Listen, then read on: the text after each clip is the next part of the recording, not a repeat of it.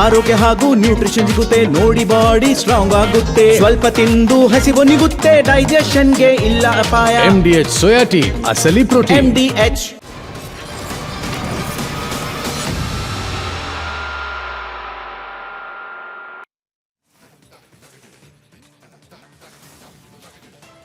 ಮಹಾಭಾರತದ ಈ ದಿನದ ಚರ್ಚೆಯಲ್ಲಿ ಜೈಲಿಗೆ ಹೋದ್ಮೇಲೂ ಕೂಡ ಬಿಂದಾಸ್ ಲೈಫೇ ಸಿಗುತ್ತೆ ಅನ್ನೋ ಹಾಗಿದ್ರೆ ಜೈಲ್ ಯಾಕೆ, ಶಿಕ್ಷೆ ಯಾಕೆ?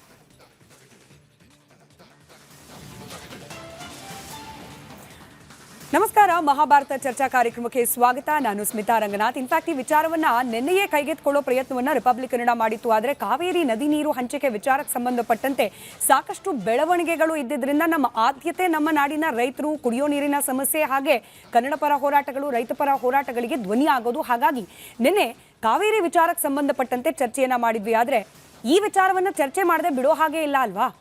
ಒಂದು ಬಾರಿ ಆಗಿದ್ರೆ ಹೌದು ಅನ್ಬಹುದಾಗಿತ್ತು, ಎರಡು ಬಾರಿ ಆಗಿದ್ರೆ ಆಗಬಹುದೇನೋ ಅನ್ಬೋದಾಗಿತ್ತು, ಮೂರನೇ ಬಾರಿ, ನಾಲ್ಕನೇ ಬಾರಿ ಅಂದ್ರೆ ಪ್ರತಿ ಬಾರಿ ಒಂದು ದಾಳಿ ಆಗತ್ತೆ. ದಾಳಿ ಮಾಡಿದಾಗೆಲ್ಲ ಕೂಡ ಅಲ್ಲಿ ರಾಜಾತಿಥ್ಯ ಸಿಗುತ್ತೆ ಅನ್ನೋದು ಗೊತ್ತಾಗತ್ತೆ. ಅಂದ್ರೆ ಈ ಕಾರಾಗೃಹ ವ್ಯವಸ್ಥೆ ಅಂತೇನಿದೆ, ಇದು ಇಡೀ ವ್ಯವಸ್ಥೆಗೆ ಮಾಡ್ತಾ ಇರುವ ಅಥವಾ ಕಾನೂನು ಸುವ್ಯವಸ್ಥೆ ಅನ್ನೋದ್ರ ಬಗ್ಗೆ ಜನರಿಗೆ ಇರ್ತಕ್ಕಂಥ ನಂಬಿಕೆಗಳಿಗೆ ಮಾಡ್ತಾ ಇರುವ ಅಪಹಾಸ್ಯ ಅಲ್ದಲೆ ಮತ್ತೇನು? ಇಲ್ಲಿ ನಾನು ಕೇವಲ ಒಂದು ಪ್ರಜ್ವಲ್ ರೇವಣ್ಣ ಪ್ರಕರಣವನ್ನ ಮಾತ್ರ ಮುಂದಿಟ್ಕೊಂಡು ಚರ್ಚೆ ಮಾಡೋ ಪ್ರಯತ್ನ ಮಾಡ್ತಾ ಇಲ್ಲ. ಇದೇನು ಮೊದಲ ಬಾರಿ ಅಲ್ಲ. ಹಿಂದೆ ನೀವು ನೆನ್ಪು ಮಾಡ್ಕೊಂಡ್ರೆ ಜಯಲಲಿತಾ ಅವರು, ಶಶಿಕಲಾ ಅವರು, ತೆಲ್ಗಿ, ಹಿಂಗೆ ಪಟ್ಟಿ ಮಾಡ್ತಾ ಹೋದ್ರೆ ಟೆರರಿಸ್ಟ್ಗಳು, ಶಂಕಿತ ಉಗ್ರರು ಅಂತ ಅನ್ನಿಸ್ಕೊಂಡವರು, ಅವ್ರಿಗೂ ಸಿಕ್ಕಿದೆ ರಾಜಾತಿಥ್ಯ. ಅತ್ಯಾಚಾರ ಮಾಡಿದವರು, ಕೊಲೆ ಮಾಡಿದವರು, ಸುಲಿಗೆ ಮಾಡಿದವರು, ಮಾಡಬಾರದ ಪಾಪಕೃತ್ಯವನ್ನ ಮಾಡಿ ಜೈಲಿಗೆ ಸೇರಿದವರು ಕೇವಲ ಆರೋಪಿಗಳಲ್ಲ, ಪ್ರೂವನ್ ಗಿಲ್ಟಿ ಅಪರಾಧಿಗಳು ಅಂತ ಹೇಳಿ ಮರಣ ದಂಡನೆಯಂತಹ ಕಠಿಣ ಶಿಕ್ಷೆಗೆ ಒಳಗಾದವ್ರಿಗೂ ಕೂಡ ಜೈಲು ಅನ್ನೋದು ಒಂದು ರೀತಿ ಮನರಂಜನಾ ಕೇಂದ್ರ ಆಗುತ್ತೆ, ಒಂದು ರೀತಿ ಬೇಕಾದ ಸೌಲಭ್ಯಗಳನ್ನು ಒದಗಿಸುವ ಕೇಂದ್ರ ಆಗುತ್ತೆ ಅನ್ನೋ ಹಂಗಿದ್ರೆ ಕಾನೂನಿನ ಮೂಲಕ ನೊಂದವರಿಗೆ ನ್ಯಾಯ, ಹಾಗೆ ಕೇಡನ್ನ ಬಗದವರಿಗೆ ಶಿಕ್ಷೆ, ಇದರ ಬಗ್ಗೆ ಜನಸಾಮಾನ್ಯರು ಅಂದ್ರೆ ನಿಮ್ಮಂಥವರಿಗೆ ಇರುವ ನಂಬಿಕೆ ಎಲ್ಲಿ ಹೋಗಬೇಕು? ಆ ನಂಬಿಕೆಗೆ ಅದನ್ನು ಉಳಿಸ್ಕೊಳ್ಳೋ ಪ್ರಯತ್ನ ಮಾಡ್ತಾ ಇದ್ದಾರಲ್ಲ ಈ ದಾಳಿ ಮಾಡೋದು. ನಾವು ಹಿಂದಿನ ಸರ್ಕಾರದ ರೀತಿಯಲ್ಲ, ನಮ್ಮ ಸರ್ಕಾರ ಬಂದಮೇಲೆ ಸಂಪೂರ್ಣವಾಗಿ ಬದಲು ಮಾಡ್ತಾ ಇದ್ದೀವಿ, ವ್ಯವಸ್ಥೆಯಲ್ಲಿ ಒಂದು ಟ್ರಾನ್ಸ್ಪರೆನ್ಸಿ ತರ್ತಾ ಇದ್ದೀವಿ, ಈ ರೀತಿಯ ಹೇಳಿಕೆಗಳನ್ನು ನಂಬಬೇಕು ಅಂತನಾದರೂ ಯಾಕೆ ಅನ್ನಿಸ್ಬೇಕು? ಹಾಗಾಗಿ ಇಡೀ ಕಾರಾಗೃಹ ವ್ಯವಸ್ಥೆ ಇದು ಸರಿ ಹೋಗಬೇಕು ಅಂದರೆ ಆಮೂಲಾಗ್ರ ಬದಲಾವಣೆ ಬೇಕಾ? ಈಗಿರೋ ಕಾನೂನಲ್ಲೇನೆ ಬದಲಾವಣೆಗಳನ್ನು ತರಬೇಕಾ?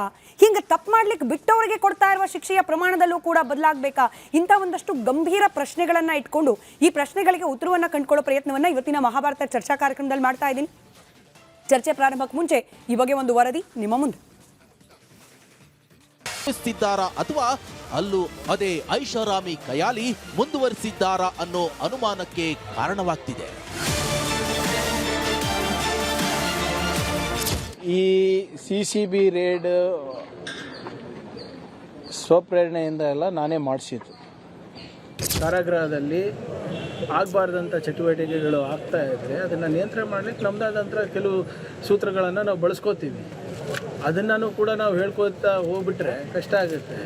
ಮಾಧ್ಯಮದ ಮುಖೇನ ರಾಜ್ಯದ ಗೃಹ ಸಚಿವರು ನಾನೇ ಮಾಡಿಸಿದ್ದು ಅಂತ ಹೇಳಿದ್ದಾರೆ ಅಲ್ವಾ? ಆದ್ದರಿಂದ ಅವ್ರದ್ದೇ ಸರ್ಕಾರ ಇದೆ, ಅವ್ರದ್ದೇ ಸರ್ಕಾರ. ಗೃಹ ಮಂತ್ರಿಗಳೇ ಹೇಳಿದ ಮೇಲೆ ನಾನೇನು ರಿಯಾಕ್ಟ್ ಮಾಡೋದಿದೆ ಸರ್? ಅವ್ರದ್ದೇ ಸರ್ಕಾರ ಇದೆ, ಯಾವ ರೀತಿ ಬೇಕಾದ್ರೆ ತನಿಖೆ ಮಾಡಿ ರಿಪೋರ್ಟ್ ತರಿಸ್ಕೊಂಡು ಮಾಡ್ಕೊಂಡು ನಾನೇನು ಅದಕ್ಕೇನಂತ. ಇದು ಕೇವಲ ಪ್ರಜ್ವಲ್ ಕಥೆಯಲ್ಲ. ಹಿಂದೆ ದರ್ಶನ್, ಅದಕ್ಕೂ ಮುಂಚೆ ಉಮೇಶ್ ರೆಡ್ಡಿ, ಹೀಗೆ ಅನೇಕರಿಗೆ VIP ಟ್ರೀಟ್ಮೆಂಟ್ ಸಿಕ್ಕಿದೆ. ಕೆಲ ವ್ಯವಸ್ಥೆಗಳೇ ಹಾಗೆ ಇರಲಿ ಅಂತ ಬಿಟ್ಟು ಬಿಡ್ಬೇಕಾ? ಬಿಟ್ರೆ ಆಗೋ ಪರಿಣಾಮಗಳು, ಬಿಡದೆ ಸರಿಪಡಿಸೋ ಮಾರ್ಗ ಏನು? ಇರೋ ಮಾರ್ಗ ಯಾಕೆ ನಿಷ್ಪ್ರಯೋಜಕ? ಬನ್ನಿ ಚರ್ಚೆ ಮಾಡೋಣ.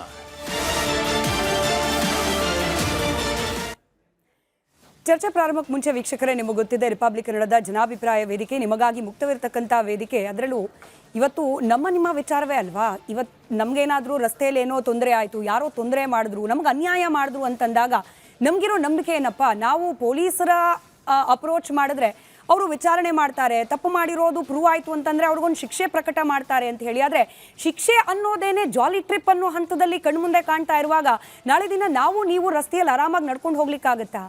ಮನೆಯಲ್ಲಿ ನೆಮ್ಮದಿಯಾಗಿರ್ಲಿಕ್ಕಾಗತ್ತಾ?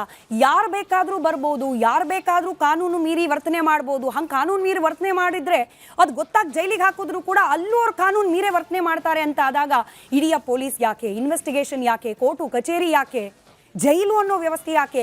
ಇಂಥ ಪ್ರಶ್ನೆಗಳು ಬಂದ್ಬಿಡುತ್ತೆ. ಇಂಥ ಪ್ರಶ್ನೆಗಳಿಗೆ ಉತ್ತರವಾಗಿ ಈಗಿರುವ ಕಾನೂನು, ಈ VIP ಕಲ್ಚರು, VIP ಟ್ರೀಟ್ಮೆಂಟು ಇನ್ಯಾವತ್ತೂ ಸಿಗದೇ ಇರೋ ರೀತಿಯಲ್ಲಿ ಆಗಬೇಕು ಅಂತಂದರೆ ಈಗಿರುವ ಕಾನೂನಲ್ಲಿ ಏನಾದರೂ ಬದಲಾವಣೆಯನ್ನು ತರುವ ಅವಶ್ಯಕತೆ ಇದೆಯಾ? ಈ ಬಗ್ಗೆ ನಿಮ್ಮ ಅಭಿಪ್ರಾಯವನ್ನು ಸ್ಕ್ರೀನ್ನ ಕೆಳಭಾಗದಲ್ಲಿ ತೋರಿಸಲಾಗ್ತಾ ಇರುವ ದೂರವಾಣಿ ಸಂಖ್ಯೆಗಳಿಗೆ ಕರೆ ಮಾಡುವ ಮೂಲಕ ಅಥವಾ ವಾಟ್ಸಾಪ್ ಹಾಗೆ ಎಕ್ಸ್ ಖಾತೆಯ ಮೂಲಕವೂ ಕೂಡ ನಮ್ಮ ಜೊತೆಯಲ್ಲಿ ಹಂಚಿಕೊಳ್ಬಹುದು. ನಿಮ್ಮ ಅಭಿಪ್ರಾಯಗಳ ನಿರೀಕ್ಷೆಯೊಂದಿಗೆ ಚರ್ಚೆಯನ್ನು ಪ್ರಾರಂಭ ಮಾಡ್ತಾ ಇದ್ದೀನಿ. ಚರ್ಚೆಯಲ್ಲಿ ಬಿಜೆಪಿ ವಕ್ತಾರರಾದ ಯದುಕುಮಾರ್ ಅವರು ಸ್ಟುಡಿಯೋದಲ್ಲಿದ್ದಾರೆ. ಹಾಗೆ ನಿವೃತ್ತ ಪೊಲೀಸ್ ಅಧಿಕಾರಿ ಬಸವರಾಜ್ ಮಾಲ್ಗತಿ ಸರ್ ಇದ್ದಾರೆ ಸ್ಟುಡಿಯೋದಲ್ಲಿ. ನಮಸ್ಕಾರ ಸರ್. ಹೈಕೋರ್ಟ್ ವಕೀಲರಾದ ಸಿರಾಜುದ್ದೀನ್ ಅಹಮದ್ ಅವರಿದ್ದಾರೆ. ನಮಸ್ಕಾರ. ಮೂವರಿಗೂ ಕಾರ್ಯಕ್ರಮಕ್ಕೆ ಸ್ವಾಗತ. ಹೊರಗಿನಿಂದ ಕೆಲವೇ ಹೊತ್ತಿನಲ್ಲಿ ಕಾಂಗ್ರೆಸ್ ವಕ್ತಾರರಾದ ನಟರಾಜ್ ಗೌಡ್ರು ಕನೆಕ್ಟ್ ಆಗ್ತಾ ಇದ್ದಾರೆ. ಹಾಗೆ ಕಾರಾಗೃಹದ ನಿವೃತ್ತ ಅಧಿಕಾರಿಯಾದ VS ರಾಜ್ ಅವರು ಕೂಡ ಜಾಯ್ನ್ ಆಗ್ತಾ ಇದ್ದಾರೆ. ಹೈಕೋರ್ಟ್ನ ವಕೀಲರು ಸುನಿಲ್ ಕುಮಾರ್ ಸರ್ ಕೂಡ ಕೆಲವೇ ಹೊತ್ತಿನಲ್ಲಿ ನಮ್ಮನ್ನ ಜಾಯ್ನ್ ಆಗೋ ನಿರೀಕ್ಷೆ ಇದೆ. ಅವರೆಲ್ಲರೂ ಬಂದ ನಂತರದಲ್ಲಿ ಅವರನ್ನು ಪ್ರಶ್ನೆ ಮಾಡೋಣ. ಯದುಕುಮಾರ್ ಸರ್, ತಮ್ಮಿಂದಲೇ ಚರ್ಚೆಯನ್ನು ಪ್ರಾರಂಭ ಮಾಡ್ತಾ ನಾವು ವ್ಯವಸ್ಥೆ ಹಾಗೆ ಅಲ್ಲಿನ ಪರಿಸ್ಥಿತಿ ಬಗ್ಗೆ ಚರ್ಚೆ ಮಾಡೋಣ. ಆದ್ರೆ ಮನಸ್ಥಿತಿ ಬಗ್ಗೆ ಶುರು ಮಾಡೋಣ ಅಲ್ಲ ಮಾತುಕತೆಯನ್ನ. ಅಪರಾಧ ಅಂತ ಆದ್ಮೇಲೆ, ಕಾನೂನು ಮೀರಿದ ಚಟುವಟಿಕೆ ಅಂತ ಆದ್ಮೇಲೆ ಪಕ್ಷಾತೀತವಾಗಿ ಎಲ್ಲರೂ ಕೂಡ ಅದನ್ನು ಖಂಡಿಸಬೇಕು. ಇಂತಹ ವಿಚಾರದಲ್ಲೂ ಕೂಡ ರಾಜಕೀಯ ಅವಶ್ಯಕತೆನಾ? ನಿಮ್ಮ ಪಕ್ಷದಿಂದ ಹಾಗೆ ನಿಮ್ಮ ಪಕ್ಷದಿಂದ ಉಚ್ಚಾಟನೆಗೆ ಒಳಗಾಗಿರುವವರಿಂದ ಬರ್ತಾ ಇರುವ ಹೇಳಿಕೆ ಹೆಂಗಿದೆ? ಕುಮಾರಸ್ವಾಮಿ ಅವರು, ನಿಖಿಲ್ ಕುಮಾರಸ್ವಾಮಿ ಅವರು ಪಾದಯಾತ್ರೆ ಮಾಡಿಬಿಟ್ರು, ಅವರ ಧ್ವನಿ ಜೋರಾಗ್ತಾ ಬಂತು. ಅದನ್ನು ದಮನ ಮಾಡೋ ಪ್ರಯತ್ನ ಭಾಗವಾಗಿ ಬೇಕು ಅಂತಲೇ ಟಾರ್ಗೆಟ್ ಮಾಡಿ ಈ ದಾಳಿಯನ್ನ ಮಾಡಿಸಿದ್ದಾರೆ ಜೈಲೊಳಗಡೆ. ಪ್ರಜ್ವಲ್ ರೇವಣ್ಣ ಅವ್ರದ್ದು ಒಬ್ಬರದೇ ವಿಡಿಯೋ ಲೀಕ್ ಆಗಿದೆ ಜೈಲೊಳಗಿದ್ದು ಅಂತಂದ್ರೆ ಇದ್ರ ಹಿಂದೆ ಪೊಲಿಟಿಕಲ್ ಅಜೆಂಡಾ ಇದೆ. ಇಂಥ ಹೇಳಿಕೆಗಳು ಇಂಥ ಕೃತ್ಯಕ್ಕೂ ಬೇಕಾ ಸಮರ್ಥನೆ ಅಂತ ಹೇಳಿ? ಇಲ್ಲ ಮೇಡಮ್, ಈ ತರ ಕೃತ್ಯಕ್ಕೆ ಯಾವುದೇ ಸಮರ್ಥನೆ ಬೇಡ ಇದರಲ್ಲಿ. ಯಾಕಂದ್ರೆ ಇದು ರಾಜಕೀಯ ಹೊರತಾಗಿ ಇದು ಈ ವ್ಯಕ್ತಿ ಏನ್ ಮಾಡಿರುವಂತದ್ದು, ಗಾಳಿ ಮಾಡಿರುವಂತ ವ್ಯಕ್ತಿ ಸ್ವಯಂಕೃತ ಅಪರಾಧ ಮಾಡಿರುವಂತದ್ದು. ಆ ಸ್ವಯಂಕೃತ ಅಪರಾಧಕ್ಕೆ ಕಾನೂನಲ್ಲಿ ಏನೇನು ನಡೆಯಲು ಶಿಕ್ಷೆ ಅನುಭವಿಸಬೇಕಾಗುತ್ತೆ, ಮತ್ತೆ ಜೀವಾವಧಿ ಶಿಕ್ಷೆಯನ್ನು ಕಾನೂನು ವಿಧಿಸಿದೆ, ಅದನ್ನು ಅನುಭವಿಸಲೇಬೇಕಾಗುತ್ತೆ, ನಿರ್ದಾಕ್ಷಿಣ್ಯವಾಗಿ ಅನುಭವಿಸಬೇಕಾಗುತ್ತೆ. ಅದರಲ್ಲಿ ಯಾವುದೇ ಮುಲಾಜಿಲ್ಲ, ಯಾವುದೇ ಅದನ್ನ ಸಮರ್ಥಿಸ್ಕೊಳ್ಳುವಂತ ಒಂದು ಅಕ್ಷರ ಕೂಡ ಇದರಲ್ಲಿಲ್ಲ. ಆದ್ರೆ ನಾವು ಕೇಳುವಂಥದ್ದು ಅಂದ್ರೆ ಇದು ಸ್ಪಷ್ಟವಾಗಿ ಹೇಳಿದೆ. ಆದ್ರೆ ಟೈಮಿಂಗ್ಸ್ ಅಂದಾಗ ಡೆಫಿನೆಟ್ ಆಗಿ ಒಂದು ಅನುಮಾನ ಅನ್ನೋದು ಮೂಡುತ್ತೆ ಮೇಡಮ್ ಅದರಲ್ಲಿ. ಯಾಕಂದ್ರೆ ನಾವು ಬಿಜೆಪಿ ಮತ್ತೆ JDS ಅವರು ಜಂಟಿಯಾಗಿ ಬಿಡದಿಯ ಟೌನ್ಶಿಪ್ನ ಹೋರಾಟವನ್ನ ಇವತ್ತಿಂದಲ್ಲ, ಕಳೆದ 500 ದಿನಗಳಿಂದ ಅಲ್ಲಿನ ಭಾಗದ ಹೆಚ್ಚಿನ ಭಾಗದ ರೈತರೇ ಮಾಡ್ತಾ ಇರುವಂತದ್ದು.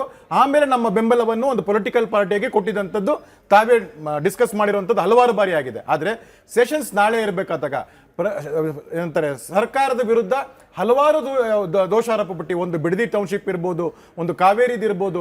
ಆದ್ರೆ ಇದರಲ್ಲೆಲ್ಲ ಪ್ರಮುಖವಾದಂದಾಗ ಕಾನೂನು ಸುವ್ಯವಸ್ಥೆ ಮತ್ತು ಬಿಡದಿ ಟೌನ್ಶಿಪ್ಸ್ ತಂದಾಗ, ಆ ಟೈಮಿಂಗ್ ತಂದಾಗ, ಮತ್ತೆ ಗೃಹ ಮಂತ್ರಿಗಳು ಹೇಳುವಂತ ಮಾತುಗಳು ನಾನೇ ಮಾಡಿಸಿದೆ ಅಂದಾಗ, ಹಿಂದೆ ನಾವು ಒಂದು 10 ತಿಂಗಳ ಹಿಂದೆ ನಾವು ಇದೇ ವೇದಿಕೆಯಲ್ಲಿ ಡಿಸ್ಕಸ್ ಮಾಡಿದ್ವಿ ಮೇಡಮ್. ಆಗ ನನಗೆ ಏನು ಗೊತ್ತಿಲ್ಲದಂತ ಗೃಹ ಮಂತ್ರಿಗಳು ಪರಮೇಶ್ವರ್ ಅವರಿದ್ರು. ಅವ್ರು ಏನು ಹೇಳ್ತಾ ಇದ್ರು, ಪ್ರತಿಯೊಂದು ಕಾರ್ಯಕ್ಕೂ ನನಗೇನು ಗೊತ್ತಿಲ್ಲ ಅಂತ ಹೇಳ್ತಾ ಇದ್ದಂಥದ್ದು. ಅವಾಗ IGP ಪ್ರೆಸೆನ್ಸ್ ಇದ್ದಿದ್ದಂಥದ್ದು ದಯಾನಂದ್ ಸಾಹೇಬ್ರು ಇದ್ದಿದ್ರು, ಮತ್ತೆ ಬೇರೆ ಇವರಿದ್ರು. ಅವಾಗ ಹೇಳಿದ್ರು ಈ ತರದ ಉಗ್ರರಿಗೆ ಮೊಬೈಲ್ ಸಿಕ್ಕಿದಂಥದ್ದನ್ನ ನಾವು ಡಿಸ್ಕಸ್ ಮಾಡಿದಂಥದ್ದು. ಭರಪ್ಪನ ಅಗ್ರಹಾರದಲ್ಲಿ ಯಾರು ಶಂಕಿತ ಉಗ್ರರು, ಯಾರು ಬೇರೆ ಬೇರೆ ಉಗ್ರ ಚಟುವಟಿಕೆಗಳಿದ್ದಾರೋ ಅವರಲ್ಲಿದ್ದೆ. ಅದು 2023ರಿಂದ 2025ರವರೆಗೆ ನಡೆದಂತ ವಿವಿಧ ಇದರಲ್ಲಿ ಇರುವಂತ ವಿಡಿಯೋಗಳು, ಹಲವಾರು ವಿಡಿಯೋಗಳು ಬಂದಿದಂಥದ್ದು ನಾವು ಚರ್ಚೆ ಮಾಡಿದ್ದೀವಿ. ಈಗ ಅವತ್ತು ಬಂದಾಗ ಇದೇ ಸರ್ಕಾರ ಇದ್ದಿದ್ದಂಥದ್ದು, ಆವಾಗ ಗೃಹ ಮಂತ್ರಿಗಳು ಯಾವ ಕ್ರಮಗಳನ್ನು ಕೈಗೊಂಡ್ರು, ಏನ್ ರಿಫಾರ್ಮ್ಸ್ ಆಯ್ತು, ಏನ್ ಸ್ಟ್ರಿಕ್ಟ್ ಆಕ್ಷನ್ಸ್ ಆಯ್ತು, ಯಾವುದು ಅಂತ ಒಂದು ಇವಾಗ ಸದನ ನಡೀತಾ ಇದ್ದಲ್ಲ ಮೇಡಮ್, ಏನೇನು ಯಾರ್ಯಾರ ತಲೆದಂಡ ಆಯ್ತು, ಅವತ್ತೇನಾದ್ರೂ ಗೃಹ ಮಂತ್ರಿಗಳ ತಲೆದಂಡ ಆಯ್ತಾ? ಯಾಕಂದ್ರೆ ಶಂಕಿತ ಉಗ್ರರು ರಾಷ್ಟ್ರದ ನ್ಯಾಷನಲ್ ಸೆಕ್ಯೂರಿಟಿಗೆ ಥ್ರೆಟ್ ಆದಂತವ್ರ ಬಗ್ಗೆ ವಿಡಿಯೋಗಳು ಬಂದಾಗ ಯಾವುದೇ ತಲೆದಂಡ ಇಲ್ಲ.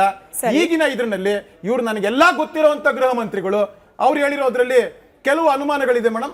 ಮುಂದೆ ನಾನು ಹೇಳ್ತೀನಿ. ನಿಮ್ಮ ಪ್ರಕಾರ ಏನು ಯದುಕುಮಾರ್ ಅವರೇ? ನಾನು ಇನ್ಫ್ಯಾಕ್ಟ್ ನಟರಾಜ್ ಗೌಡ್ರಿಗೆ ಪ್ರಶ್ನೆ ಕೇಳಬೇಕಾಗಿತ್ತು, ಆದ್ರೆ ಒಂದು ಅನುಮಾನ ಬಂತು. ಇದು ನಮ್ಮ ಮಹಾಭಾರತ ಚರ್ಚಾ ಕಾರ್ಯಕ್ರಮ ಹಾಗೆ ರಿಪಬ್ಲಿಕ್ ಕನ್ನಡವನ್ನ ಎಲ್ಲಾ ವಯಸ್ಸಿನವರು ಕೂಡ ವೀಕ್ಷಕರು ನೋಡ್ತಾರೆ. ಕೆಲವೊಬ್ಬರಿಗೆ ಇದನ್ನ ಕೇಳಿಸ್ಕೊಳ್ಳಿ ಕಷ್ಟ ಆಗ್ಬಹುದೇನೋ, ಕ್ಷಮೆ ಇರಲಿ, ಕೇಳಲೇಬೇಕಾಗ ಕೇಳ್ತಾ ಇದ್ದೀನಿ. ಯದುಕುಮಾರ್ ಅವರೇ, ನಿಮ್ಮ ಪ್ರಕಾರ ಏನು? ಕುಮಾರಸ್ವಾಮಿ ಅವರು, ನಿಖಿಲ್ ಕುಮಾರಸ್ವಾಮಿ ಅವರು ಪಾದಯಾತ್ರೆ ಮಾಡ್ತಿದ್ದಾರೆ ಅನ್ನೋ ಒಂದೇ ಕಾರಣಕ್ಕೆ ಜೈಲ್ ಒಳಗಡೆ ಒಬ್ಬ ರೇಪ್ ಪ್ರಕರಣದ ಅಪರಾಧಿ ಅಲ್ಲೂ ಕುತ್ಕೊಂಡು ಅಶ್ಲೀಲ ವಿಡಿಯೋಗಳನ್ನ ನೋಡ್ತಾ ಇದ್ರೆ ಸುಮ್ಮನೆ ಇರಬೇಕಾಗಿತ್ತ? ರೇಡ್ ಮಾಡ್ದಲೆ ಅಲ್ಲಿ ಮೊಬೈಲ್ ಬಳಕೆ ಮಾಡಿಕೊಂಡು ಕಂಡವರಿಗೆ ಕಾಲ್ ಮಾಡ್ತಾ ಇದ್ರು ಕೂಡ ಅದನ್ನ ಸೀಸ್ ಮಾಡ್ದಲೆ ಸುಮ್ಮನೆ ಕೂರ್ಬೇಕಾಗಿತ್ತ? ನೀವು ಟೈಮಿಂಗ್ ಅಂತೀರಿ ಸರ್. ತಪ್ಪು ಮಾಡ್ತಾ ಇರೋದನ್ನ ಪತ್ತೆ ಹಚ್ಚೋದು, ತಪ್ಪು ಮಾಡ್ತಾ ಇರೋರಿಗೆ ಶಿಕ್ಷೆ ಕೊಡ್ಲಿಕ್ಕೂ ಕೂಡ ಟೈಮಿಂಗ್ ಲೆಕ್ಕಾಚಾರ ಮಾಡ್ಕೊಳ್ಬೇಕಾ? ಇಲ್ಲ ಕುಮಾರಸ್ವಾಮಿ ಅವರು ಪಾದಯಾತ್ರೆ ಮಾಡ್ತಿದ್ದಾರೆ, ಈ ಟೈಮಲ್ಲಿ ನೋಡ್ಕೊಳ್ಳಿ ಬಿಡಿ, ಅಶ್ಲೀಲ ವಿಡಿಯೋಗಳನ್ನ ನೋಡ್ಕೊಳ್ಳಿ ಬಿಡಿ, ಪೆನ್ ಡ್ರೈವ್ ಅಲ್ಲಿ ಬೇಕಾದನ್ನ ಹಿಂಗ್ ಬಿಟ್ಬಿಡ್ಬೇಕಾಗಿತ್ತ?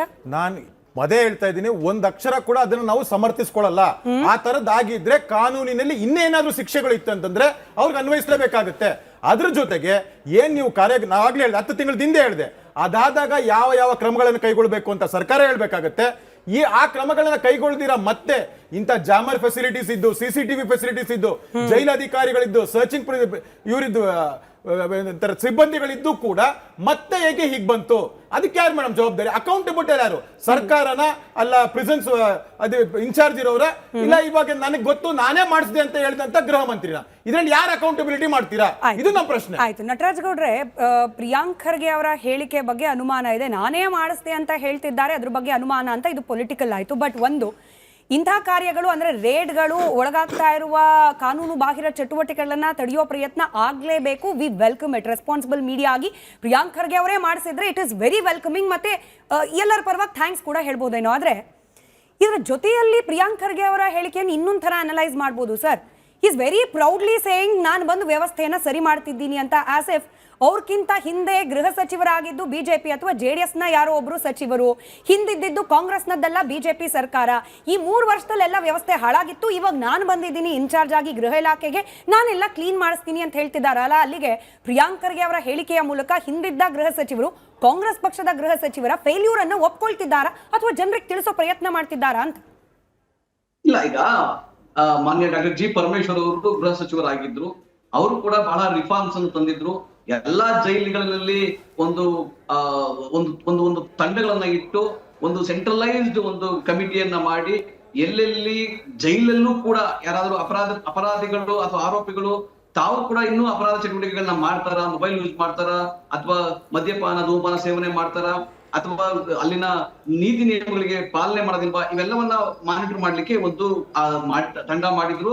ಅದನ್ನ ನಿಗಾನೂ ಕೂಡ ವಹಿಸಿದ್ರು. ಎಲ್ಲಾ ಜೈಲುಗಳಲ್ಲಿ ಕೂಡ CCTV AI ಬೇಸ್ಡ್ CCTV ಕೂಡ ಅಳವಡಿಸ್ಕೊಂಡಿದ್ರು. ಆಮೇಲೆ ಜಾಮರ್ಗಳು ಕೂಡ ಬಹಳ ಕಡೆ ಜಾಮರ್ಗಳು ಕೂಡ ಇದೆ, ಎಲ್ಲ ಕಡೆ ಇದೆ, ಈಗಲೂ ಇದೆ. ಆದ್ರೆ ಅದನ್ನು ಕೂಡ ಅದನ್ನು ಮೀರಿನೂ ಕೂಡ ಈ ತರ ಚಟುವಟಿಕೆಗಳು ಆಗ್ತಾ ಇರ್ತಕ್ಕಂಥದ್ದು ಅವಾಗ ಕೇಳಿ ಬರ್ತಾ ಇದೆ. ಆದಾಗ್ಯೂ ಕೂಡ ಒಂದು ಕಠಿಣವಾದ ಕ್ರಮಗಳನ್ನ ಅಲ್ಲಿ ಮೇಲೆ ಆಗ್ಬೇಕಾಗ್ತದೆ. ಅಧಿಕಾರಿಗಳು ಅಷ್ಟು ಬೇಜವಾಬ್ದಾರಿಯಿಂದ ಮತ್ತು ಅವ್ರಿಗೆ ಸಪೋರ್ಟ್ ಮಾಡೋ ರೀತಿಯಲ್ಲಿ ಯಾರು ಆರೋಪಿಗಳಿದ್ದಾರೆ, ಅಪರಾಧಿಗಳಿದ್ದಾರೆ, ಅವ್ರಿಗೆ ಸಪೋರ್ಟ್ ಮಾಡೋ ರೀತಿಯಲ್ಲಿ ಅಧಿಕಾರಿಗಳು ವರ್ತಿಸ್ತಾ ಇರತಕ್ಕಂಥದ್ದು ಗಮನಕ್ಕೆ ಬಂದಿದೆ. ಇವಾಗ ಕಳೆದ ನಮ್ಮ ಯದುಕುಮಾರ್ ಹೇಳಿದ್ರು, ಯಾರೋ ಒಬ್ಬ ಮೊಬೈಲ್ ಇಟ್ಕೊಂಡು ಒಬ್ಬ ಶಂಕಿತ ಆರೋಪಿ ಉಗ್ರಗಾಮಿ ಮೊಬೈಲ್ ಉಪಯೋಗಿಸ್ತಾ ಇದ್ರಂತ. ಆಗ್ಲೇನೆ ಬಹಳ ಅಧಿಕಾರಿಗಳ ತಲೆದಂಡ ಆಗಿ ಅವ್ರಿಗೆ ವರ್ಗಾವಣೆ ಮಾಡಿ ಅವ್ರಿಗೆ ಡಿಮೋಷನ್ ಕೊಟ್ಟರು ಕೂಡ ಇದು ಮತ್ತೆ ಮರುಕಳಿಸ್ತಾ ಇರ್ತಕ್ಕಂಥದ್ದು ಸರಿಯಾದ ಕ್ರಮ ಅಲ್ಲ. ಪೊಲೀಸ್ ಅಧಿಕಾರಿಗಳು ಕೂಡ ಶಿಸ್ತಿನಿಂದ ಇರಬೇಕಾಗ್ತದೆ.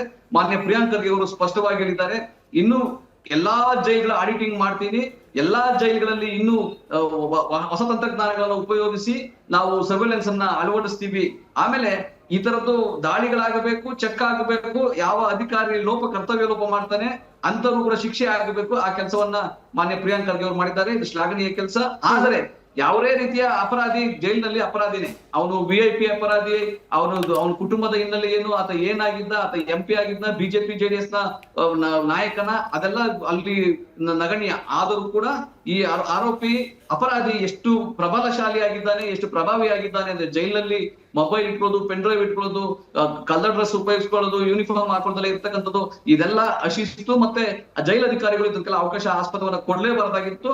ಹಾಗಾಗಿ ಅಲ್ಲಿ ಯಾರಿಗೊಬ್ರು ತಲೆದಂಡ ಆಗಿದೆ, ಇವತ್ತು ಇನ್ನೊಬ್ರು ನೋಟಿಸ್ ಕೊಟ್ಟಿದ್ದಾರೆ, ಒಂದು ತನಿಖೆ ಆಗ್ತಾ ಇದೆ. ಇದು ಸ್ವಾಗತ ಮಾಡ್ಬೇಕು. ಮತ್ತು ಮುಂದಕ್ಕೂ ಕೂಡ ಎಲ್ಲಾ ಜೈಲುಗಳಿಗೂ ಕೂಡ ಈ ಒಂದು ಆಡಿಟಿಂಗ್ ಆಗಿ ಈ ತರ ನಿಲ್ಬೇಕು. ಇಲ್ಲಾಂದ್ರೆ ಇದು ಎಷ್ಟ್ ದಿನ ಅಂತ ಕಂಟಿನ್ಯೂ ಆಗುತ್ತೆ ಈ ತರದ್ದು. ಯಾರೋ VIP ಬಂದ ಆರೋಪಿಯಾಗಿ ಅಪರಾಧಿಯಾಗಿ ಬಂದ ಅವನು ಅಲ್ಲೂ ಕೂಡ ಜೈಲಲ್ಲೂ ಕೂಡ ಐಷಾರಾಮಿ ಜೀವನ ನಡೆಸ್ತಾನೆ, ಮೊಬೈಲ್ ನೋಡ್ತಾನೆ, ಅದ್ ಮೊಬೈಲ್ ಉಪಯೋಗಿಸ್ಕೊಂಡು ದೂರವಾಣಿ ಸಂಪರ್ಕದಲ್ಲಿ ಮಾತಾಡ್ಕೊಂಡಿದ್ದಾನೆ ಅಂತಂದ್ರೆ ಆತನಿಗೆ ಶಿಕ್ಷೆಯ ಅನುಭವ ಇಲ್ಲ ಆಗ್ತದೆ. ನಾವೆಲ್ಲೋ ಮನೆಗಳೇ ಯಾವ್ದೋ ಹೋಟೆಲ್ ಇದ್ದೀನೋ ಅನ್ನೋ ಭಾವನೆ ಆಗ್ತದೆ. ಹಾಗಾಗಿ ಮಾನ್ಯ ಪ್ರಿಯಾಂಕ್ ಖರ್ಗೆ ಅವರು ಏನು ಕ್ರಮ ತಗೊಂಡಿದ್ದಾರೆ ಅದು ಸ್ವಾಗತ ಮಾಡುವಂಥದ್ದು. ಇದು ಕಠಿಣವಾದ ಕ್ರಮಗಳು ತಗೋಬೇಕು. ಯಾವ ಅಧಿಕಾರಿ, ಎಂತ ದೊಡ್ಡ ಅಧಿಕಾರಿ, IPS ಆಫೀಸರ್ ಆಗಿದ್ರು ಕೂಡ ಯಾರಿದ್ದ ಕಾರಣ ಹೊಣೆಗಾರಿಕೆ, ಆತನ ಮೇಲೆ ಸೂಕ್ತ ಕ್ರಮ ಆಗಬೇಕು. ಇದನ್ನ ನಾವು ಕೂಡ ಡಿಮ್ಯಾಂಡ್ ಮಾಡ್ತಾ ಇದ್ದೀವಿ. ಆಯ್ತು ನಟರಾಜ್ ಗೌಡ್ರೆ, ನಿಮ್ದೇ ಉತ್ತರದಿಂದ 2 ಪುಟ್ಟ ಉಪ ಪ್ರಶ್ನೆಗಳು. ನೀವು ಕೂಡ ಶಾರ್ಟ್ ಆಗಿ ಉತ್ತರ ಕೊಡ್ತೀರಾ ಅನ್ನೋ ನಿರೀಕ್ಷೆಯೊಂದಿಗೆ. ನೀವಂದ್ರೆ ಹಿಂದಿದ್ದ ಗೃಹ ಸಚಿವರು ಡಾಕ್ಟರ್ G. ಪರಮೇಶ್ವರ್ ಅವರು ರಿಫಾರ್ಮ್ಸ್ ತಂದ್ರು ಅಂತ. ನಿಜವಾಗ್ಲೂ ರಿಫಾರ್ಮ್ಸ್ ತಂದಿದ್ದಿದ್ರೆ ಪ್ರಿಯಾಂಕ್ ಖರ್ಗೆ ಅವರು ಮತ್ತೆ ರೇಡ್ ಮಾಡಿಸೋ ಅವಶ್ಯಕತೆ ಇರ್ತಾ ಇರ್ಲಿಲ್ಲ. ರಿಫಾರ್ಮ್ಸ್ ತಂದಿದ್ ಸಾಕಾಗ್ಲಿಲ್ಲ, ಇಲ್ಲ ಅಂತಂದ್ರೆ ಅದರ ಅನುಷ್ಠಾನ ಕರೆಕ್ಟ್ ಆಗಿ ಆಗ್ಲಿಲ್ಲ. That shows that it's A failure. Reform ತಂದಿದ್ದು ಕೂಡ ಫೇಲ್ ಆಯಿತು ಅಂತ. ಎರಡನೇದು ಅಧಿಕಾರಿಗಳ ತಪ್ಪು, ಅಧಿಕಾರಿಗಳು ಬಿಟ್ಟಿದ್ದಾರೆ, ಅಧಿಕಾರಿಗಳ ಮೇಲೆ ಶಿಕ್ಷೆ ಆಗಬೇಕು ಅಂತ ನೀವು ಹೇಳ್ತಾ ಇದ್ದೀರಿ ಸರ್. ಅಧಿಕಾರಿಗಳು ತಪ್ಪು ಮಾಡೋ ಧೈರ್ಯ ಯಾವಾಗ ಬರುತ್ತೆ ಅಂದರೆ ಮೇಲಿರೋ ಸರ್ಕಾರ ಬಿಗಿ ಇಲ್ಲ, ಅಧಿಕಾರಿಗಳನ್ನು ಮಾನಿಟರ್ ಮಾಡ್ತಾ ಇಲ್ಲ, ಸಚಿವರು ಅಥವಾ ಸಂಬಂಧಪಟ್ಟ ಇಲಾಖೆಯ ಮೇಲಾಧಿಕಾರಿಗಳು ಇವ್ರ ಭಯ ಇಲ್ದಲೆ ಆರಾಮಾಗಿ ನಾನು ಬೇಕಾದ್ ಮಾಡಬಹುದು ಅನ್ನೋ ರೀತಿಯಲ್ಲಿ ಇದ್ದಾಗ ಮಾತ್ರ ಇಂಥ ಕೃತ್ಯಕ್ಕೆ ಅಧಿಕಾರಿಗಳು ಕೈ ಹಾಕ್ತಾರೆ. ಇಲ್ಲ, ಈಗ ಎರಡು ಪ್ರಶ್ನೆಗಳು ಸರಿಯಾದ ಸಮಂಜಸವಾಗಿದ್ದಾವೆ ನೋಡಿ. ಒಂದು, ಯಾವುದೇ ರೀತಿಯ ರಿಫಾರ್ಮೇಶನ್ ತೆಗೆದುಕೊಂಡು ಬಂದ್ರು ಕೂಡ ಇದೊಂದು ನಿರಂತರವಾದ ಪ್ರಕ್ರಿಯೆಗಳು, ಯಾವಾಗ್ಲೂ ಕೂಡ ಅಪ್ಡೇಟ್ ಆಗ್ತಾ ಇರ್ಬೇಕಾಗ್ತದೆ, ಯಾವ ರೀತಿ ಚೆಕ್ ಅಂಡ್ ಬ್ಯಾಲೆನ್ಸ್ ಆಗ್ತಾ ಇರ್ಬೇಕಾಗ್ತದೆ, ಯಾವ ರೀತಿ ತನಿಖೆಗಳು ಆಗ್ತಾ ಇರ್ಬೇಕಾಗ್ತದೆ, ಈ ತರ ದಾಳಿಗಳಾಗ್ತಾ ಇರ್ಬೇಕಾಗ್ತದೆ. ಎಷ್ಟೇ ರೀತಿ ಎಷ್ಟು ದೊಡ್ಡ ದೊಡ್ಡ ಅಪರಾಧಿಗಳು ಬರ್ತಾರಲ್ಲಿ, ಆರೋಪಿಗಳು ಬರ್ತಾರೆ, ಎಲ್ಲ ಕ್ರಿಮಿನಲ್ಗಳೇ, ಆ ಮೈಂಡ್ ಕೂಡ ಕ್ರಿಮಿನಲ್ ಆಗಿರ್ತವೆ. ಅವೆಲ್ಲ ಬದಲಾವಣೆಯನ್ನ ಆಗ್ಲಿ ಅಂತ ಹೇಳಿ ಒಂದು ಕೆಲಸ ಮಾಡಿರ್ತಾರೆ ಜೈಲಾಧಿಕಾರಿಗಳು. ಆದ್ರೆ ಅದನ್ನು ಮೀರಿ ಕೂಡ ಈ ತರ ಆರೋಪಿಗಳು ಈ ತರ ಕೆಲಸ ಮಾಡ್ತಾರೆ, ಅಪರಾಧಿಗಳ ತರ ಕೆಲಸ ಮಾಡೋದ್ರಿಂದ ಅದೊಂದು ಅವ್ರಿಗೆ ಇನ್ನು ರಿಫಾರ್ಮ್, ಇನ್ನು ಕಠಿಣವಾದ ಕ್ರಮಗಳು ತಗೋಬೇಕಾಗ್ತದೆ. ಎರಡನೇದು ನೋಡಿ, ಅಲ್ಲಿ ಜೈಲಧಿಕಾರಿಗಳು ಮೇಲಧಿಕಾರಿಗಳು ಸರಿ ಇಲ್ಲ, ಕೆಳಧಿಕಾರಿಗಳು ಅಂತಲ್ಲ, ಯಾವುದೇ ರೀತಿಯಾಗಿ ಮುಲಾಜಿಲ್ಲದೆ, ಯಾವುದೇ ರೀತಿಯ ದಾಕ್ಷಿಣ್ಯ ಇಲ್ಲದೆ ಕೆಲಸ ಮಾಡ್ಬೇಕಾಗ್ತದೆ. ಕೆಲವು ಸಲ ಅಧಿಕಾರಿಗಳು, ಎಲ್ಲಾ ಅಧಿಕಾರಿಗಳು ಶಿಸ್ತಾಗಿ ಇರ್ತಾರೆ, ಎಲ್ಲೋ ಒಬ್ರು ಇಬ್ರು ಅಧಿಕಾರಿಗಳು ಏನ್ ಮಾಡ್ತಾರೆ ಅಂದ್ರೆ ಯಾವ್ದೋ ಮುಲಾಜಿಗೆ, ಯಾವ್ದೋ ಒಂದು ದಾಕ್ಷಿಣ್ಯಕ್ಕೆ ಒಳಗಾಗಿ ಈ ತರ ಮಾಡ್ತಾರೆ. ಅದು ತಪ್ಪು, ಆ ತರ ಮಾಡಕೂಡುದು. ಅದಕ್ಕಾಗಿನೇ ಅವ್ರ ಮೇಲೆ ಕ್ರಮ ಆಗುವಂಥದ್ದು. ಸಂಪೂರ್ಣವಾಗಿ ಪೊಲೀಸ್ ಇಲಾಖೆ ಆಗ್ಲಿ, ಗೃಹ ಇಲಾಖೆ ಆಗ್ಲಿ, ಗೃಹ ಮಂತ್ರಿಗಳಾಗ್ಬೋದು, ಸೀನಿಯರ್ ಅಧಿಕಾರಿಗಳು ಇದರೆಲ್ಲರೊಳಗೂ ಶಿಸ್ತಾಗೆ ಇರ್ತಾರೆ, ಬಹಳ ಸಮಯದ ಶಿಸ್ತಾಗಿ ಇರ್ತಾರೆ. ಎಲ್ಲೋ ಕೆಳಮಟ್ಟದಲ್ಲಿ ಯಾರೋ ಒಬ್ಬ ಅಧಿಕಾರಿ ಒಂದು ಯಾವ್ದೋ ಆಸೆಗೋ, ಯಾವ್ದೋ ಒಂದು ಮುಲಾಜಿಗೋ, ಯಾರೋ ಒಬ್ಬ ದೊಡ್ಡ ನಾಯಕ ಅಂತನೋ ಇನ್ನೊಬ್ಬ ಅಂದ್ಕೊಂಡು ಅವ್ರಿಗೆ ಮೊಬೈಲ್ ಕೊಡುವಂಥದ್ದು, ಇನ್ನೊಂದು ಮಾಡುವಂಥದ್ದು, ಸಹಕರಿಸೋದಿದೆಯಲ್ಲ, ಅದು ತಪ್ಪು. ಅದಕ್ಕಾಗಿನೇ ಈ ಕ್ರಮ ಆಗುವಂಥದ್ದು. ಇದು ನಿರಂತರವಾಗಿ ಆಗ್ತಾ ಇರ್ಬೇಕು. ಆದಾಗ ಅವ್ರದ್ದು ಶಿಸ್ತು ಬರುತ್ತೆ, ಇನ್ನು ಕಠಿಣವಾದ ಶಿಸ್ತು ಬರುತ್ತೆ, ಮತ್ತೆ ಅದನ್ನ ಪಾಲಿಸಬೇಕಾಗ್ತದೆ. ಸರಿ, ನಿವೃತ್ತ ಕಾರಾಗೃಹದ ನಿವೃತ್ತ ಅಧಿಕಾರಿ VS ರಾಜಾ ಸರ್ ಕೂಡ ಇದ್ದಾರೆ ನಮ್ಮ ಜೊತೆಯಲ್ಲಿ. ಸರ್ ನಮಸ್ಕಾರ, ನನ್ನ ಧ್ವನಿ ತಲುಪ್ತಾ ಇದೆ ಅಂತ ಭಾವಿಸ್ತೀನಿ. ಸರ್, ಪದೇ ಪದೇ ಈ ಜೈಲೊಳಗಡೆ ರಾಜಾತಿಥ್ಯ ಅನ್ನೋ ವಿಚಾರ ಬಂದಾಗ್ಲಿಲ್ಲ. ಹಿಂದೆ ರೇಣುಕಾಸ್ವಾಮಿ ಕೊಲೆ ಪ್ರಕರಣದ ಆರೋಪಿ ದರ್ಶನ್ ಅವ್ರ ವಿಚಾರದಲ್ಲೂ ಕೂಡ ನಾವು ಚರ್ಚೆ ಮಾಡಿದ್ವಿ. ಅದಾದ ನಂತರದಲ್ಲಿ ಅನೇಕ ಚರ್ಚೆಗಳು, ಈ ಉಗ್ರರ ಕೈಯಲ್ಲಿ ಮೊಬೈಲ್ ಇದೆ ಅನ್ನೋ ವಿಚಾರಕ್ಕಾಗಿರ್ಬೋದು, ಜೈಲು ಒಳಗಡೆ ಪಾರ್ಟಿ ಮಾಡ್ತಿದ್ದಾರೆ ಅನ್ನೋ ವಿಚಾರಕ್ಕಾಗ್ಬೋದು, ಆಗೆಲ್ಲ ಕೂಡ ಪೊಲೀಸ್ ಡಿಪಾರ್ಟ್ಮೆಂಟ್ ನ ರೆಪ್ರೆಸೆಂಟ್ ಮಾಡುವವರು ಯಾರೆಲ್ಲ ಬಂದಿದ್ರು ಪ್ಯಾನೆಲ್ಗೆ, ಅವ್ರಿಗೆ ಇದ್ದಿದ್ದು ಒಂದೇ ಕಂಪ್ಲೇಂಟ್. ನೋಡಿ, ನಾವು ಕಷ್ಟಪಟ್ಟು ಒಂದು ಕೇಸನ್ನ ಬಿಲ್ಡ್ ಮಾಡ್ತೀವಿ, ಸಾಕ್ಷ್ಯಾಧಾರಗಳನ್ನ ಕಲೆ ಹಾಕ್ತೀವಿ, ವಕೀಲರು ವಾದ ಮಂಡನೆ ಮಾಡ್ತಾರೆ, ಕನ್ವಿಕ್ಷನ್ ಅಂತ ತೆಗೆದುಕೊಂಡು ಹೋಗೋದ್ರಲ್ಲಿ ನಾವು ಎಷ್ಟು ಶ್ರಮ ಪಟ್ಟಿರ್ತೀವಿ ಅನ್ನೋದು ನಮಗೆ ಮಾತ್ರ ಗೊತ್ತು. ಹಿಂಗೆ ಶಿಕ್ಷೆ ಕೊಡಿಸಿ ಜೈಲಿಗೆ ಒಳಗೆ ಹಾಕದ್ದೇ ತಡ ಜೈಲಿನ ಅಧಿಕಾರಿಗಳು ನಾವು ಪಟ್ಟ ಅಷ್ಟೂ ಶ್ರಮವನ್ನ ನೀರ್ನಲ್ಲಿ ಹೋಮ ಮಾಡ್ತಾರೆ ಅಂತ ಹೇಳಿ. ಸರ್, ಅಲ್ಲಿಗೆ ಈಗ ನಟರಾಜ್ ಗೌಡ್ರು ಕೂಡ ಹೇಳ್ತಾ ಇದ್ರು, ಕಾರಾಗೃಹದಲ್ಲಿ ಇರ್ತಕ್ಕಂಥ ಅಧಿಕಾರಿಗಳು ಕರಪ್ಟ್ ಇದ್ದಾರೆ, ಅವ್ರು ಎಲ್ಲಿವರೆಗೂ ಅವ್ರು ಸರಿ ಹೋಗೋದಿಲ್ವೋ, ಸರ್ಕಾರ ಎಷ್ಟೇ ರಿಫಾರ್ಮ್ಸ್ ತಂದ್ರು, ಪೊಲೀಸರು ಎಷ್ಟೇ ಶ್ರಮ ಪಟ್ಟರು, ವಕೀಲರು ಎಷ್ಟೇ ವಾದ ಮಾಡಿದ್ರು ಏನ್ ಪ್ರಯೋಜನ ಇಲ್ಲ ಅಂತ ಹೇಳಿ.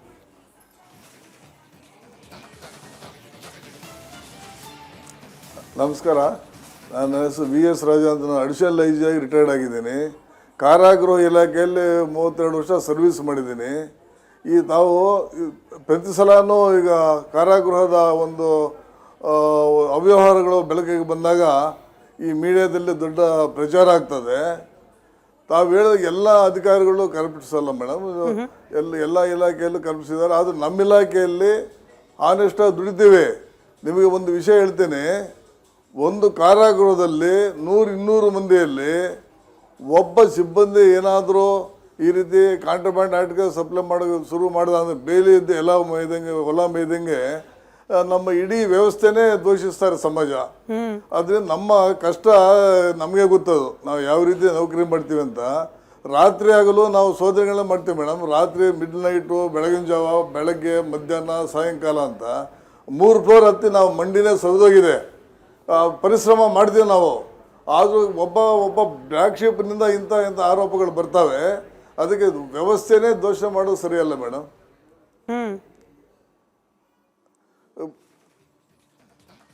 ಅಲ್ಲ ಸರ್, ನಮ್ಮ ಉದ್ದೇಶ ಎಲ್ಲ ಅಧಿಕಾರಿಗಳನ್ನ ದೂಷಣೆ ಮಾಡೋದು ಅನ್ನೋದಲ್ಲ, ಖಡಾಖಂಡಿತವಾಗಲ್ಲ. ಬಟ್ ಸಿಂಪಲ್ ಪ್ರಶ್ನೆ ಸರ್, ತುಂಬಾ ಲಾಜಿಕ್ ಆಗಿ ಯೋಚನೆ ಮಾಡದೆ ಹೋದ್ರು ಕೂಡ, ಈ ಜೈಲಿನ ಒಳಗಡೆ ಮೊಬೈಲ್ ಹೋಗುತ್ತೆ, ಜೈಲ್ ಒಳಗಡೆ ಎಣ್ಣೆ ಪಾರ್ಟಿ ಮಾಡ್ಲಿಕ್ಕೆ ಅವಕಾಶ ಇರುತ್ತೆ ಸರ್, ಪೆನ್ ಡ್ರೈವ್ ಹೋಗುತ್ತೆ ಜೈಲು ಒಳಗಡೆ.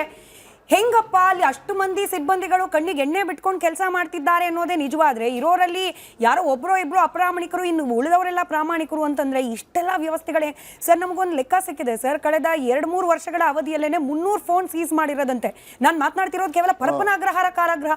ಅಂದ್ರೆ 300 ಫೋನ್ ಒಳಗೆ ಹೋಗುತ್ತೆ ಅಂತಂದ್ರೆ ಮಾನಿಟರಿಂಗ್ ಸಿಸ್ಟಮ್ ಅಲ್ಲಿ ಯಾರು ಕರಪ್ಟ್ ಅಲ್ಲ ಹೆಂಗ್ ಜಡ್ಜ್ ಮಾಡೋದು ಒಬ್ಬ ಸಾಮಾನ್ಯ ನಾಗರಿಕರಾಗಿ?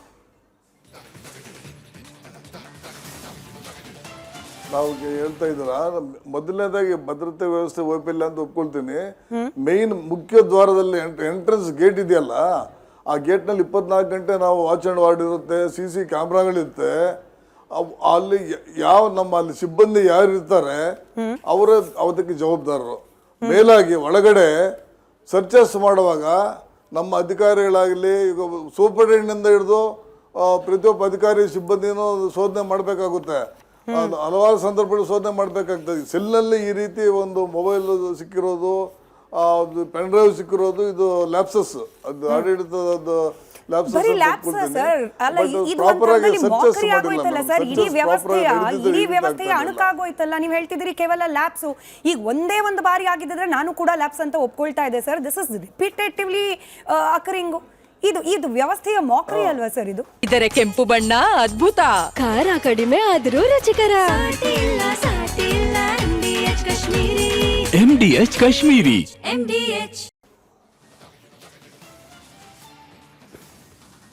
ವ್ಯವಸ್ಥೆ. ಆಮೇಲೆ ನಮಗೆ ಈಗ ಆಡಳಿತ ವ್ಯವಸ್ಥೆಯಲ್ಲಿ ನಮ್ಮ ಕಾರಾಗೃಹ ವ್ಯವಸ್ಥೆ ನಾವು ಬೇರೆ ಪರದೇಶಗಳು ಕಂಪೇರ್ ಮಾಡಿದಾಗ ನಾವು ಆಡಳಿತ ವ್ಯವಸ್ಥೆ ಭಾಳ ಕಡಿಮೆ ಇದೆ. ಮೇಲಾಗಿ segregation, separation, watch and ward most important. Segregation ಮಾಡಿ ಇಂತಹ ಕೈದಿಗಳನ್ನು, VIP ಕೈದಿಗಳನ್ನು ಸ್ಪೆಷಲ್ ವಾಚ್ ಆ್ಯಂಡ್ ವಾರ್ಡ್ ಮಾಡಿ ಅವ್ರಿಗೆ ನಾವು ನಿಯಂತ್ರಣದಲ್ಲಿ ಇಡುವಂಥ ವ್ಯವಸ್ಥೆ ಇದೆ. ಬಟ್ ಈಗ ಆಡಳಿತದಲ್ಲಿ ವೈಫಲ್ಯ ಆಗಿದೆ ಅಂತ ನಾವು ಹೇಳಬೇಕಾಗುತ್ತೆ. ಯಾರು ಇನ್ಚಾರ್ಜ್ ಇದ್ರು ಆ ಬ್ಯಾರಾಕ್ನಲ್ಲಿ 24 hours ಒಬ್ಬ ಗಾರ್ಡ್ ಇರ್ತಾನೆ, ಒಬ್ಬನು ರಿಲೀವ್ ಆದ್ಮೇಲೆ ಇನ್ನೊಬ್ಬ ಬರ್ತಾನೆ. They would have been removed. ಮತ್ತೆ ಬಿಳಿ ಬಟ್ಟೆ ಆಗಬೇಕು. One is been convicted, you have to wear white clothes, but is not wearing white clothes. They have to watch and ನೋಡ್ತಾರೆ, ನಮ್ಮ ಸಿಬ್ಬಂದಿ ನೋಡ್ತಾರೆ. ಅವ್ರು ಹೇಳ್ಬೇಕು ಬಿಳಿ ಬಟ್ಟೆ ಹಾಕ್ಸ್ಬೇಕು, ಮತ್ತೆ ಇದು ಕಾರಾಗೃಹ ನಿಯಮಗಳನ್ನು ಪಾಲಿಸಬೇಕು. ಈ ರೀತಿ ಬಂದಿರೋದು ನಮಗೂ ಆಶ್ಚರ್ಯ ಆಗ್ತಾ ಇದೆ. ಬಟ್ ಅಡ್ಮಿನಿಸ್ಟ್ರೇಟಿವ್ ಲ್ಯಾಬ್ಸ್ ಅಂತ ಹೇಳ್ತೀನಿ ಮೇಡಮ್ ನಾನು. ಸರಿ, ಸಿರಾಜುದ್ದೀನ್ ಸರ್ ಇದ್ದಾರೆ. ಆಡಳಿತ ವೈಫಲ್ಯ. ಎಸ್ ಸರ್, ನಾನು ಮತ್ತೊಂದು ಪ್ರಶ್ನೆಯೊಂದಿಗೆ ವಾಪಸ್ ಬರ್ತೀನಿ. ಸಿರಾಜುದ್ದೀನ್ ಸರ್, ಒಂದು ಏನಾಗಬಹುದು ಇದರ ಪರಿಣಾಮ ಅಂತ ನೋಡಿದಾಗ, ಕರ್ನಾಟಕ ಬಂದಿಖಾನೆ ಕಾಯ್ದೆ ಸೆಕ್ಷನ್ 42 ಪ್ರಕಾರ ಕ್ಲಿಯರ್ ಆಗಿದೆ. ಒಂದು FIR ಹೊಸದಾಗ ಆಗುತ್ತೆ. ಯಾರು ತಪ್ಪು ಮಾಡಿದ್ದಾರೆ, ಆಲ್ರೆಡಿ ಏನು ಶಿಕ್ಷೆ ಅನುಭವಿಸ್ತಿದ್ದಾರೆ, ಅದ್ರ ಜೊತೆಗೆ ಪ್ಲಸ್ ಶಿಕ್ಷೆ ಆಗುತ್ತೆ ತಪ್ಪು ಮಾಡಿದ್ದಕ್ಕೆ. ಅಷ್ಟು ಮಾತ್ರ ಅಲ್ಲ, ಈ ಅಧಿಕಾರಿಗಳನ್ನು ಅಮಾನತು ಮಾಡೋದಲ್ಲ ಸರ್, ಮುಂದುವರೆದು ಕ್ರಿಮಿನಲ್ ಮೊಕದ್ದಮೆ ದಾಖಲು ಮಾಡಲಿಕ್ಕೂ ಕೂಡ ಅವ್ರ ವಿರುದ್ಧ ಅವಕಾಶ ಇದೆ. ಕಾನೂನಲ್ಲಂತೂ ಇರೋ ಏನು ಅವಕಾಶಗಳಿದೆ ಅದರಲ್ಲಿ ಲೋಪ ಅಂತ ಕಾಣಿಸ್ತಿಲ್ಲ. ಇದ್ರ ಅನುಷ್ಠಾನ ಆಗ್ತಿಲ್ವಾ, ಅಥವಾ ಇದ್ರ ಬಗ್ಗೆ ಭಯ ಬಿಟ್ಟುಬಿಟ್ಟಿದ್ದಾರಾ ಅಂತ ಹೇಳಿ? ಮೇಡಮ್, ಫಸ್ಟು ಒಂದು ಏನಂದರೆ 2020 ಈ ನಿಮ್ಮ ಪ್ರಶ್ನೆಗೆ ಉತ್ತರ ಕೊಡ್ತೀನಿ ನಾನು. 2020 ಕೊರೋನಾ ಯಾವಾಗ ಸ್ಟಾರ್ಟ್ ಆಯಿತು, ಪ್ಯಾಂಡಮಿಕ್ COVID-19 20 ಮಾರ್ಚಲ್ಲಿ ಅಲ್ಲಿ ಗಂಟ ಊಟ ಬಿಡ್ತಾಯಿದ್ರು ಎಲ್ಲ ಕೈದಿಗಳಿಗೆ. ಊಟ ಸಡನ್ನಾಗಿ ಸ್ಟಾಪ್ ಮಾಡಿದ್ರು ಬಿಕಾಸ್ ಆಫ್ ಪ್ಯಾಂಡಮಿಕ್ ಅಂತ. ಮತ್ತೆ ಊಟ ಕೇಳಿದ್ರು, ಹೈಕೋರ್ಟ್ನಲ್ಲಿ ಪಿಟಿಷನ್ಗಳು ಹಾಕಿದ್ರು.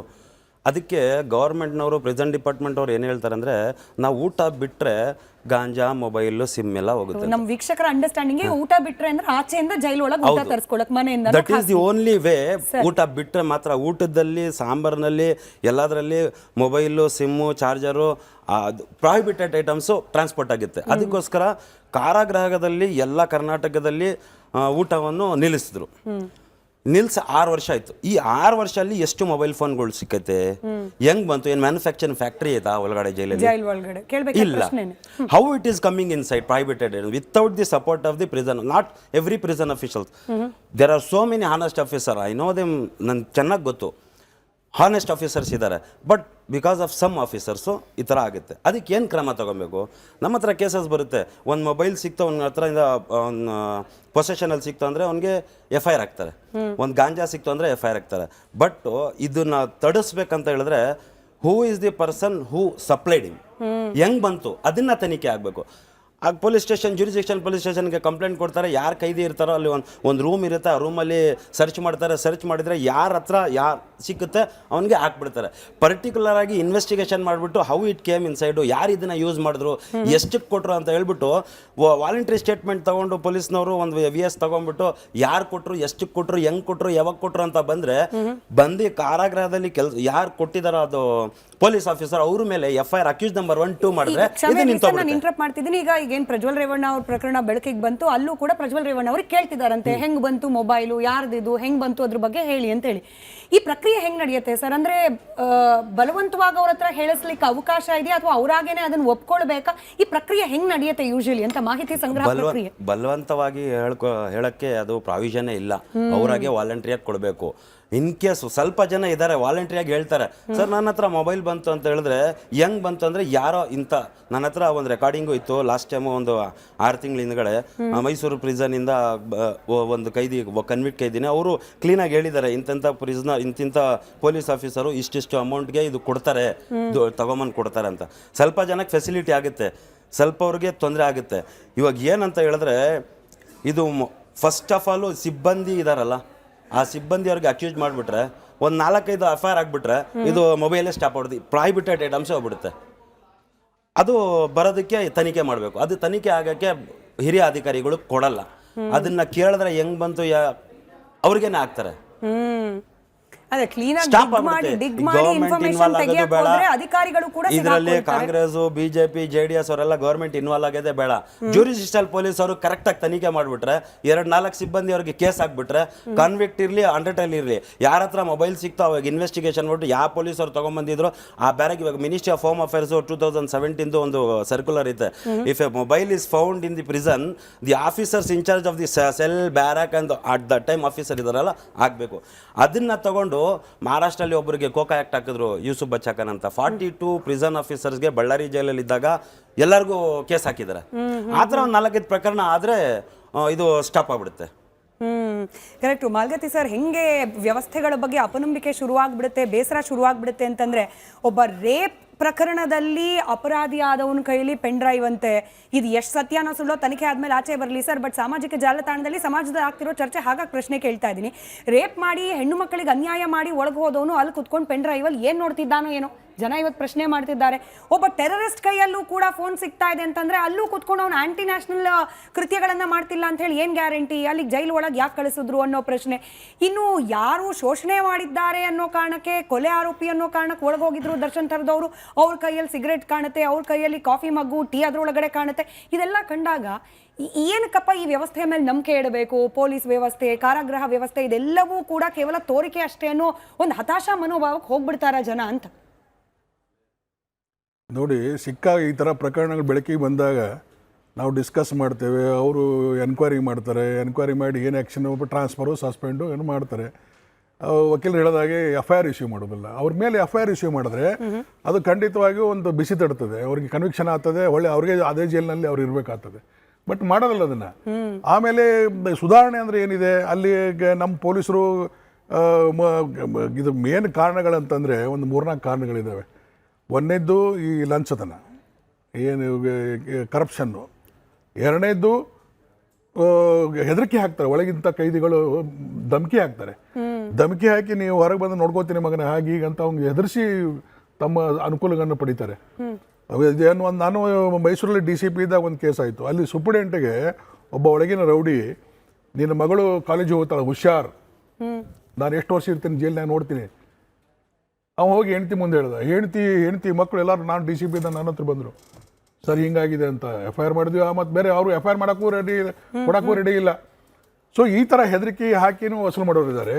ಇನ್ನೊಂದು ಇನ್ಫ್ಲೂಯೆನ್ಸು, ಈ ರಾಜಕಾರಣಿಗಳು ಆಗಲಿ, VIP ಗಳಾಗಲಿ, ಅವರು ಇನ್ಫ್ಲೂಯೆನ್ಸ್ ಮಾಡಿ ದುಡ್ಡು ಗಿಟ್ಟು ಕೊಡೋಲ್ಲ, ಅವರು ಇನ್ಫ್ಲೂಯೆನ್ಸ್ ಮಾಡಿ ಈ ಎಲ್ಲ ಫೆಸಿಲಿಟೀಸ್ಗಳನ್ನು ಪಡೀತಾರೆ. ಮತ್ತೊಂದು ದಾರಿ ಅಂದರೆ ಇವರು ಹೊರಗಡೆ 30 ಅಡಿ 50 ಅಡಿ ಗೋಡೆ ಕಟ್ಟಿದ್ದಾರೆ. ಗೋಡೆ ಕಟ್ಟಿದ್ರು ಸಹ ಹೊರಗಡೆಯಿಂದ ಅದನ್ನ ಎಸಿತಾರೆ ಮೇಲಿಂದ. ಅಲ್ಲಿ ಲ್ಯಾಂಡ್ ಮಾರ್ಕ್ ಹೇಳ್ತಾನೆ ಒಬ್ಬ ಒಳಗಿದ್ದವನು, ನಾನು ಈಗ ಮರದ ಕೆಳಗೆ ಇರ್ತೇನೆ, 4:45 ಗಂಟೆಗೆ ವಾಕಿಂಗ್ ಬರ್ತೇನೆ, ಆ ಮರದ ಕೆಳಗೆ ಎಸಿ ನಾನು ತಗೋತೇನೆ ಅಂತ ಆ ಮೆಸೇಜ್. ಹೆಂಗೂ ಫೋನ್ ಅಂತ ಅವೈಲೇಬಲ್ ಇದ್ದೇ ಇರ್ತಾವೆ ಒಳಗಡೆ.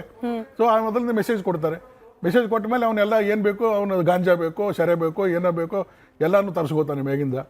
ಸೊ ಈ ಥರ ಎಲ್ಲಿವರೆಗೆ ಕರಪ್ಷನ್ ಅಂತಂದರೆ ನಿಮಗೆ ಹೇಳ್ತೇನೆ. ಯಾರೋ ಒಬ್ಬರು ಅಲ್ಲಿ ಇದ್ದವ್ರು ಹೇಳ್ತಾ ಇದ್ರು, ಇದು ಬಿರಿಯಾನಿ ಒಯ್ದರೆ ಬಿರಿಯಾನಿ ಪೀಸ್ ಅದು ಚೆಕ್ ಮಾಡ್ತೀವಿ ಅಂತಂದು ಬಿರಿಯಾನಿ ಪೀಸ್ ಅದು ತಿಂದು ಬರೀ ಅನ್ನ ಕೊಟ್ಟವ್ರು ಇದ್ದಾರೆ ಒಳಗಡೆ. ಈ ಒಂದು ಸಣ್ಣ ಎಕ್ಸಾಂಪಲ್. ಈ ಥರ ಕರಪ್ಷನ್ ಇರುವಾಗ ನಾನು ಎಲ್ಲರನ್ನೂ ಬ್ಲೇಮ್ ಮಾಡೋದಿಲ್ಲ, ಒಳ್ಳೆಯವರು ಇದ್ದಾರೆ, ಬಟ್ ಮೆಜಾರಿಟಿ ಆರ್ ಕರಪ್ಟ್. ಈ ತರ ವ್ಯವಸ್ಥೆ ಇರುವಾಗ ಸರಿ. ಸರಿಯಾದಂತ ಆಕ್ಷನ್ ಇಲ್ಲ. ಚಹಾದ ಸ್ವೀಟ್ ಟೇಸ್ಟ್ MDHD+ ನಿಂದಲೇ ಬರುತ್ತೆ. ಗಂಟು ಕಟ್ಟಿಕೋ ಲವಂಗ ಹಸಿರು ಏಲಕ್ಕಿಯಿಂದ ತುಂಬಿದ MDHD+ ಮಸಾಲೆ. MDH ಹಾ. ಮತ್ತೆ ಇನ್ನೊಂದು ಏನಿದೆ? ಇಲ್ಲಿಗೆ ಇಲ್ಲ ಸರ್, ಇಲ್ಲಿಗೆ ಬಂದೆ. ಆಕ್ಷನ್ ಅಂತ ಬಂದಾಗ ಅಲೋಕ್ ಕುಮಾರ್ ಸರ್ ಅವ್ರು ಕೊಟ್ಟ ಹೇಳಿಕೆಗಳಲ್ಲಿ ಒಂದಷ್ಟು ಅನುಮಾನ ಬಂತು ಸರ್. ಸಿಮ್ ಕಾರ್ಡ್ ಸಿಗ್ತಾ ಇದೆ, ಫೋನ್ ಸಿಗ್ತಿದೆ ಅಂತ ಅಂದಾಗ ಇಲ್ಲ, ಪದೇ ಪದೇ ಒಂದು ಪರ್ಟಿಕ್ಯುಲರ್ ಸರ್ವಿಸ್ ಪ್ರೊವೈಡರು ಆ ಕಂಪನಿಯ ಸಿಮ್ ಸಿಗ್ತಾ ಇದೆ, ಹಿಂಗಾಗಿ ಅವ್ರ ಮೇಲೆ ಆಕ್ಷನ್ ತಗೊಳ್ಬೇಕು ನಾವು ಅಂತ ಅಂತಾರೆ ಸರ್.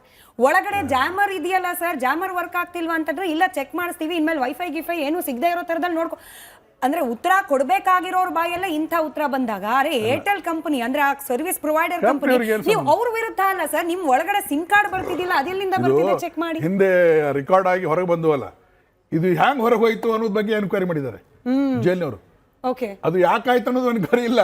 ಸರಿ, ಅದು ಆಲಿಕ್ಕೆ ಕಾರಣ ಏನು ಅನ್ನೋದು ಎನ್ಕ್ವೈರಿ ಇಲ್ಲ. ಇಲ್ಲಿಂದ ಹೊರಗೆ ಹ್ಯಾಂಗ್ ಹೋಯ್ತದ ವಿಡಿಯೋ, ಅದು ಈ ತರ ನಾವು ಆನ್ಸರ್ ಅಧಿಕಾರಿಗಳ ಆನ್ಸರ್ ಕೊಟ್ಟರೆ ಅದಕ್ಕೇನಾದ್ರೂ ಕಿಮ್ಮತ್ತಿದೆ? Just shirk the responsibility. ಇದು ನೋಡಿ, ಹಿಂದೆ ನಮ್ಮಲ್ಲಿ ಒಂದು 5-6 ಸಾವಿರ ಜನ ಇದ್ದಾರೆ ಜೈಲಿನಲ್ಲಿ. ತಿಹಾರ್ ಜೈಲಿನಲ್ಲಿ 30,000 ಜನ ಕೈದಿಗಳಿದ್ದಾರೆ. ಅಲ್ಲಿ ಕಿರಣ್ ಬೇದಿ ಇದ್ರು, ಅವರೇ ಅದನ್ನ ಇನ್ಚಾರ್ಜ್ ಇದ್ರು DG ಇದ್ದಾಗ. ಅವರೇ ಯಾಕೆ ಸುಧಾರಣೆ ಮಾಡಿದ್ರು? 30,000 ಕೈದಿಗಳನ್ನ ಹೆಂಗ್ ಕಂಟ್ರೋಲ್ ತಂದ್ರು? ಯಾವಾಗಲೂ ಅಲ್ಲೇ ಆಫೀಸ್ ಮಾಡೋರು, ಅಲ್ಲೇ ರೌಂಡ್ ಹಾಕೋರು, ಬೆಳಗ್ಗೆಯಿಂದ ರಾತ್ರಿವರೆಗೂ ಸರ್ಪ್ರೈಸ್ ವಿಸಿಟ್ ಮಾಡೋರು, 4-5 ರೌಂಡ್ ಹಾಕೋರು. ಇಲ್ಲೇನಾಗ್ಬಿಟ್ಟಿದೆ, ನಮ್ಮ ಅಧಿಕಾರಿಗಳು ಎಲ್ಲ ಜೈಲ್ ಸೂಪರ್ಡೆಂಟು ಎಲ್ಲರೂ ಅವರು ಅಲ್ಲೇ ಇರ್ತಾರೆ. ಈ ಮುಂದಿನ DIG, IG, ADG, DG ಎಲ್ಲರೂ ಇಲ್ಲಿ ಇದ್ದಾರೆ. ಎಲ್ಲಿ? ರೇಸ್ ಕೋರ್ಸ್ ಹತ್ರ ಆಫೀಸ್ ಅವ್ರದ್ದು ಇಲ್ಲಿದ್ದಾರೆ. ಇಲ್ಲಿಂದ ಅಲ್ಲಿ ಹೋಗುವ ಮುಟ್ಟೋದ್ರಾಗನೇ 3 ತಾಸು ಬೇಕು ಪರಪ್ಪನಗರಕ್ಕೆ ಹೋಗ್ಲಿಕ್ಕೆ, ಆ ಟ್ರಾಫಿಕ್ ನಲ್ಲಿ ಇದರಲ್ಲಿ. ಅಲ್ಲೆಲ್ಲ ಇವನ್ ರೇಡ್ ಆದಾಗ ಏನಾಗ್ತದೆ, ನಾವು 3 ತಿಂಗಳಿಗೊಮ್ಮೆ ರೇಡ್ ಮಾಡ್ಬೇಕಂತಿದೆ. ನಾವು SP ಅಲ್ಲಿ DCP ಅಲ್ಲಿ ಹೋಗಿ ನಾವು ಸುಮಾರು ಸಲ ರೇಡ್ ಮಾಡಿದ್ದೀವಿ. ಇಲ್ಲಿ ಸೆಂಟ್ರಲ್ ಜೈಲು ಇದ್ದಾಗ ರೇಡ್ ಮಾಡಿದ್ದೇವೆ, ಅಲ್ಲಿ ರೇಡ್ ಮಾಡಿದ್ದೇವೆ, ಮೈಸೂರಲ್ಲಿ ಎಲ್ಲೆಲ್ಲಿ DCP ಕೆಲಸ ಮಾಡಿ ರೇಡ್ ಮಾಡಿದ್ದೇವೆ. ಆ ರೇಡ್ ಮಾಡುವಾಗ ಏನು ಮಾಡ್ತಾರೆ, ಅಲ್ಲಿರುವಂಥ ಅಧಿಕಾರಿಗಳು, ಅಲ್ಲಿರುವಂಥ ಈಗ ಏನು ಸಸ್ಪೆಂಡ್ ಮಾಡ್ಯಾರೆ, ಈಗೊಂದು ರೀಸೆಂಟ್ಲಿ ಒಂದು 3-4 ಇದು ರೇಡ್ ಆಗಿದ್ದಾವೆ. ಅವಾಗ ಯಾಕೆ ಸಿಕ್ಕಿಲ್ಲ ಅಂತ ಕೆಲವೊಬ್ರಿಗೆ ಕೇಳ್ತಾ ಇದ್ದಾರೆ. ಅದು ಸಿಗ್ಲಿಕ್ಕೆ ಅದು ಕಾರಣ ಇದೆ. ಇವ್ರು ಒಳಗೆ ಬಿಡ್ಲಿಕ್ಕೆ ಅದು ಇದು ಏನೇನೋ ಎನ್ಕ್ವೈರಿ ಮಾಡಿ ತರ್ಕಾರ ಮಾಡಿ ಒಂದು 5-10 ಮಿನಿಟ್ ಲೇಟ್ ಮಾಡಿಬಿಡ್ತಾರೆ. ಅಷ್ಟೊತ್ತಿಗೆ ಒಳಗೆ ಮೆಸೇಜ್ ಹೋಗ್ತದೆ. ಮೆಸೇಜ್ ಹೋಗ್ಕೊಳ್ಳಿ ಅವನು ಅಲರ್ಟ್ ಆಗಿಬಿಡ್ತಾನೆ, ಎಲ್ಲ ತೆಗೆದು ಬಿಡ್ತಾನೆ.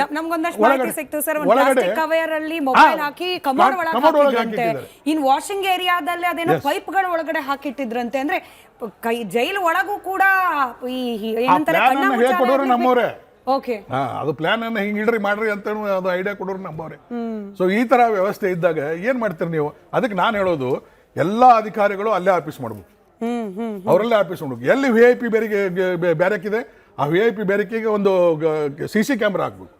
ಇವರು ಅಡ್ಡಾಡ್ಲಿಕ್ಕೆ ತೊಂದರೆ ಆತ ಅಂತ ಒಂದ್ ನಿಮಿಷ ಬಂದಾಗ CC ಕ್ಯಾಮ್ರಾಗಳ ಸಂಖ್ಯೆಯನ್ನು ಹೆಚ್ಚು ಮಾಡಿದ್ರು, ಅದರ ಸರ್ವೆಲೆನ್ಸ್ ಹೆಚ್ಚು ಮಾಡಿದ್ರು, ಹಿಂಗೆಲ್ಲ ಇಲ್ಲ ಮೇಡಮ್, ಮಾಡಿಲ್ಲ, ಸುಮ್ಮನೆ ಹಂಗೆ ಹೇಳ್ತಾರೆ.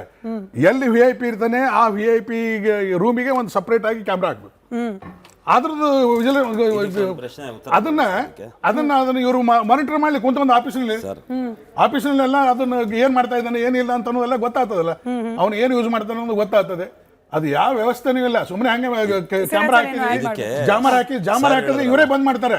ಸರ್ ಹೇಳಿದ್ರಲ್ಲ ಕ್ಯಾಮ್ರಾ ಹಾಕ್ಬೇಕಂತ ಹೇಳುದು, ರೈಟ್ ಟು ಪ್ರೈವಸಿ ವೈಲೇಟ್ ಆಗುತ್ತೆ. You cannot right to privacy ಹೋಗುತ್ತೆ. ಕೈದಿ ಈಸ್ ಅನ್ ಅಂಡರ್ಟೈಲ್ ಇರ್ಲಿ, ಕನ್ವಿಕ್ಟ್ ಇರ್ಲಿ, ಅವ್ನು ಸ್ನಾನ ಮಾಡ್ಬೇಕಾಗುತ್ತೆ, ಮಲ್ಕೊಳಕ್ ಬೇಕಾಗುತ್ತೆ. ಯು ಕೆನಾಟ್ ಸರ್ವಿಲೆನ್ಸ್ ಅವ್ರಿಗೆ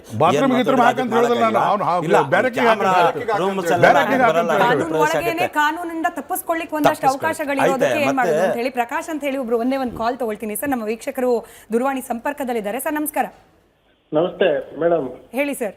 ಅಲ್ಲ, ಅವ್ರು ಹೇಳ್ದಂಗೆ ಕ್ಯಾಮ್ರಾ ಹಾಕ್ಬೇಕು ಮೇಡಮ್, ಭಾರಿ ವ್ಯವಸ್ಥೆ ಕೊಟ್ಟಾರ ಅವರು. ಒಳಗಡೆ ಹೊರಗಡೆ ಇರೋಕ್ಕಿಂತ ಒಳಗಡೆನೆ ಇರ್ಬೋದಲ್ಲ, ಚೆನ್ನಾಗಿದೆ ವ್ಯವಸ್ಥೆ ಎಲ್ಲ, ತುಂಬಾ ಚೆನ್ನಾಗಿದೆ ಒಳಗಡೆ ಅಂತ ನಾವು ನೋಡ್ತಾ ಇದೀವಿ ಟಿವಿ ನಿಮ್ ಪ್ರತಿ ಸಾರಿ.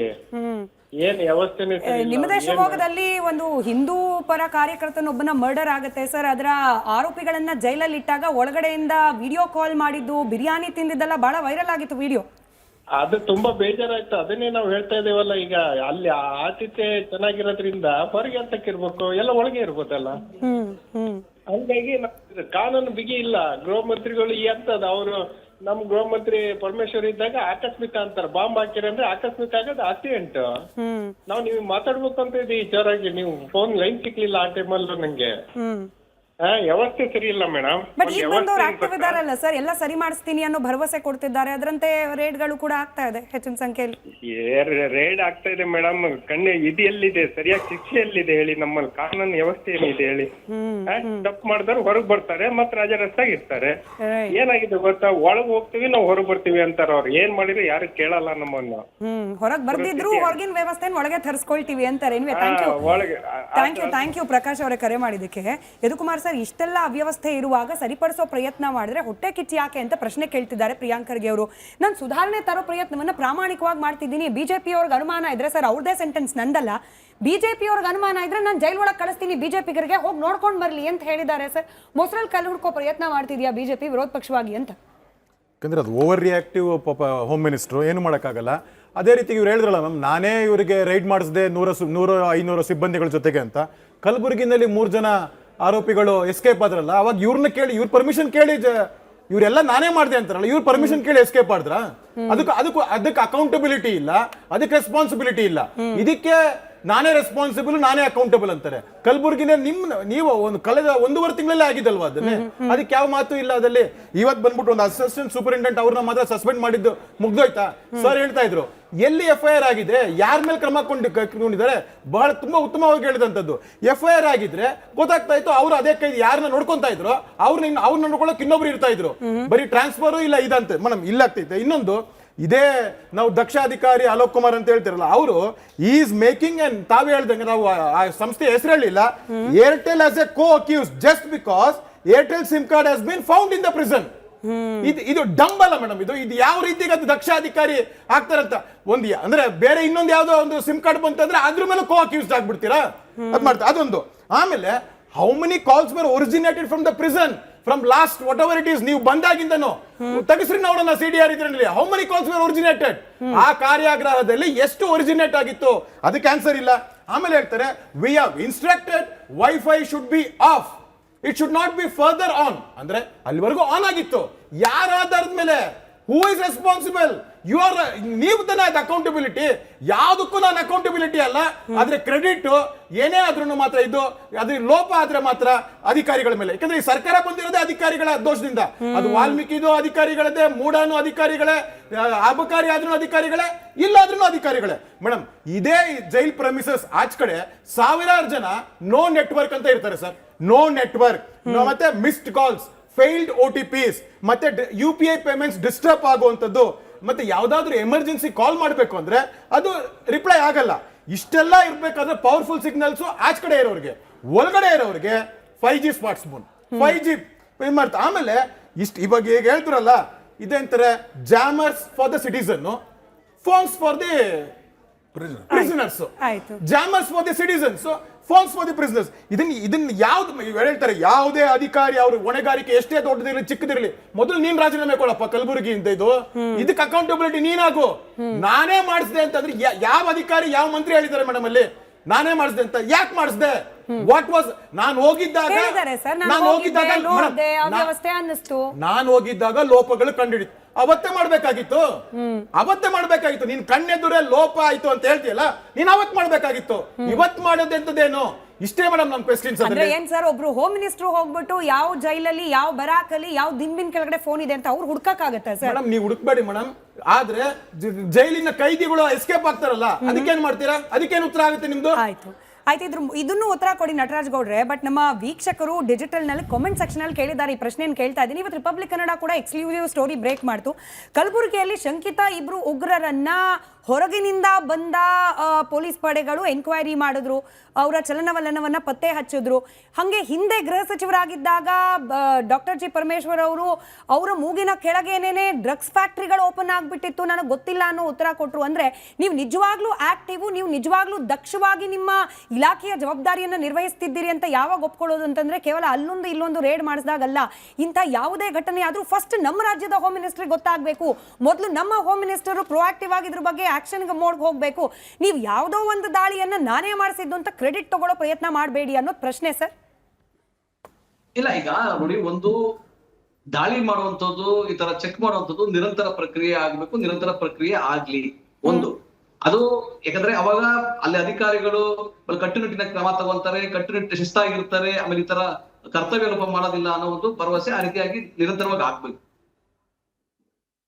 ಈಗ ಮಾನ್ಯ ಪರಮೇಶ್ವರ್ ಅವರ ಸಮಯದಲ್ಲಿ ಹೇಳ್ತಾ ಇದ್ರಿ ತಾವು, ಆ ಡ್ರಗ್ಸ್ ಫ್ಯಾಕ್ಟರಿ ಶುರುವಾಗಿತ್ತು, ಅಲ್ಲಿ ಲೋಪಗಳಾಗ್ತಾ ಇತ್ತು ನೋಡಿ. ಮಹಾರಾಷ್ಟ್ರ ಪೊಲೀಸರು ಪತ್ತೆ ಹಚ್ಚಬೇಕಾಗಿತ್ತು ಮೇಡಮ್. ಅದು ಅಪರಾಧ ಪ್ರಕರಣಗಳು ಎಲ್ಲಾ ಕಾಲದ ಅಪರಾಧ ಪ್ರಕರಣಗಳಾಗ್ತಾ ನೋಡಿ. ಪೊಲೀಸ್, ಕರ್ನಾಟಕ ಪೊಲೀಸ್ನವರು ಕಳೆದ 3 ವರ್ಷಗಳಲ್ಲಿ ಬಹಳಷ್ಟು, ಯಾಕಂದ್ರೆ ಕಡಿಮೆ ಅಂದ್ರೆ 3,500 ಈ ಡ್ರಗ್ಸ್ ಗೆ ಸಂಬಂಧಪಟ್ಟ ಅರೆಸ್ಟ್ ಮಾಡಿದ್ದಾರೆ, ಸೀಸ್ ಮಾಡಿದ್ದಾರೆ. ಆ ತರದ್ದು ನಿರಂತರವಾಗಿ ನಡೀತಾನೆ ಇರ್ತದೆ. ನಮಗೆ ಜಾಸ್ತಿ ಉತ್ತರ ಭಾರತದ ಡ್ರಗ್ಸ್ ಸಪ್ಲೈ ಆಗ್ತಾ ಇದೆ, ನುಗ್ಗು ಬರ್ತಾನೆ ಇರ್ತದೆ. ಆದ್ರೂ ಕೂಡ ನಮ್ಮ ಪೊಲೀಸ್ನವರು ಬಹಳ ನಿಷ್ಠೆಯಿಂದ, ಬಹಳ ಕ್ಷಮತೆಯಿಂದ ಕೆಲಸ ಮಾಡ್ತಾ ಇದ್ದಾರೆ.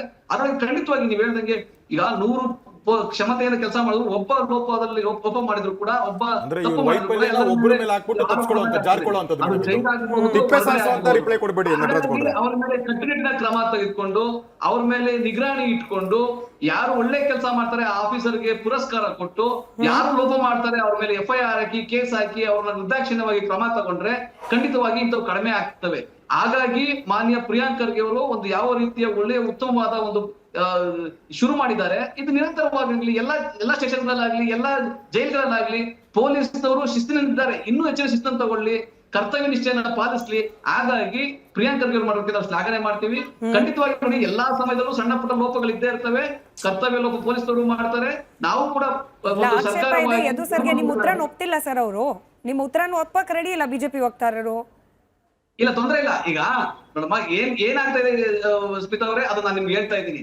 ಬಿಜೆಪಿ ಅವರಿಗೆ ನಾನು ಅರವಿಂದನಗರ ಬಗ್ಗೆ ಮತ್ತೆ ಹಿಂದೆ ಹೋಗಕ್ ಇಷ್ಟಪಡಲ್ಲ. ಯಾರು ರೇಪ್ ಮಾಡಿದ್ರೆ ಅವ್ರಲ್ಲಿ ಯಾಕೆ ಹೋಗಿದ್ರು ಅಂತ ಕೇಳ್ತಿದ್ರು. ನಮ್ಮ ಮಂತ್ರಿಗಳು ಜವಾಬ್ದಾರಿಯಿಂದ ಎಲ್ಲಾ ಸಮಯದಲ್ಲೂ ಗೃಹ ಮಂತ್ರಿಗಳಾಗಿ ಯಾವ ರೀತಿಯಾಗಿ ಎಷ್ಟು ಮಾಹಿತಿಯನ್ನ ಕೊಡ್ಬೇಕು, ಎಷ್ಟನ್ನ ಹೇಳ್ಬೇಕು ಅನ್ನೋದನ್ನ ನಿಷ್ಠೆಯಿಂದ ಹೇಳಿದ್ದಾರೆ, ಕೆಲಸ ಮಾಡ್ತಿದ್ದಾರೆ. ನೀವು ಪ್ರಶ್ನೆ ಕೇಳ್ಬೋದು ಎದು ಸರ್. ನಟರಾಜ್ ಗೌಡ್ರೆ, ಇವತ್ತು ಈ ಒಂದು ಕಾರ್ಯಕ್ಕೆ ಇವಾಗ ರೈಡ್ ಆಗಿರೋದಕ್ಕೆ ನಾನು ಅಕೌಂಟಬಲ್, ನಾನೇ ಮಾಡಿಸಿದ್ದು ಅಂತ ಹೇಳ್ತಾರೆ. ಕಲಬುರಗಿನಲ್ಲಿ ಕೈದಿಗಳು ಎಸ್ಕೇಪ್ ಆದಾಗ ಅದನ್ನು ನಾನೇ ಮಾಡಿಸಿದೆ, ನಾನೇ ಹೊಣೆ ಹೊರ್ತೀನಿ ಅಂತ ಹೇಳ್ಬೇಕಲ್ಲ ಇವರು, ನಿಮ್ಮ ಪ್ರಿಯಾಂಕ ಖರ್ಗೆ ಅವರು. ಸರಿ ಅಲ್ಲ, ಕರ್ನಾಟಕದಲ್ಲಿ ಕಳೆದ 3-4 ತಿಂಗಳಿಂದ ಪ್ರತಿದಿನ ನ್ಯೂಸ್ ಪೇಪರ್ ತಗೊಂಡು ಹೋಗಿ ಪ್ರತಿದಿನನೂ ಒಂದು ಡ್ರಗ್ಸ್ ಸೀಸ್ ಆಗಿರುವಂತದ್ದು ಇರುತ್ತೆ. ಯಾವ ದಕ್ಷತೆ ರೀ, ಯಾವ ರಿಫಾರ್ಮ್ಸ್ ರೀ, ಯಾವ ಕಾನೂನು ಸುವ್ಯವಸ್ಥೆ ರೀ? ಅಲ್ಲೊಬ್ರು ನನ್ಗೇನು ಗೊತ್ತಿಲ್ಲ ಅಂತ ಇರೋದು, ಇಲ್ಲೊಬ್ಬ ಓವರ್ ಆಕ್ಟಿವ್ ಆಗಿ ತಾನೇ ಮಾಡಿದಂತ ಹೇಳುವಂತದ್ದು. ಯಾವ ಜವಾಬ್ದಾರಿ ನಿಮ್ದು? ಕಾನೂನು ಸುವ್ಯವಸ್ಥೆ ಏನಿದೆ ಅದಗಟ್ಟಿರುವಂತದ್ರಲ್ಲಿ ಯಾವ ಸರಿ ಮಾಡಿದ್ದೀರಾ ನೀವು? ಅದರಲ್ಲಿ ದಿನ ಬಂದು ಮಾರಕಾಸ್ತ್ರಗಳನ್ನ ಹಿಡ್ಕೊಂಡು ರೌಡಿ ಶೀಟರ್ಗಳು ಓಡಾಡ್ತಾ ಇರ್ತಾರೆ. ಒಂದ್ ಭಯ ಅನ್ನೋದಿಲ್ಲ, ಒಂದ್ ಭಕ್ತಿ ಅನ್ನೋದಿಲ್ಲ. ಇದೇನ ನಿಮ್ ಕಾನೂನು ಸುವ್ಯವಸ್ಥೆದಲ್ಲಿ? ಬರೀ ಬೆಳಗ್ಗೆ ಆದ್ರೆ RSS ಜಪ ಮಾಡುವಂತದ್ದು ಬಿಟ್ಬಿಟ್ಟು ಕಾನೂನು ಸುವ್ಯವಸ್ಥೆ ಬಗ್ಗೆ ಗಮನ ಹರಿಸಿ.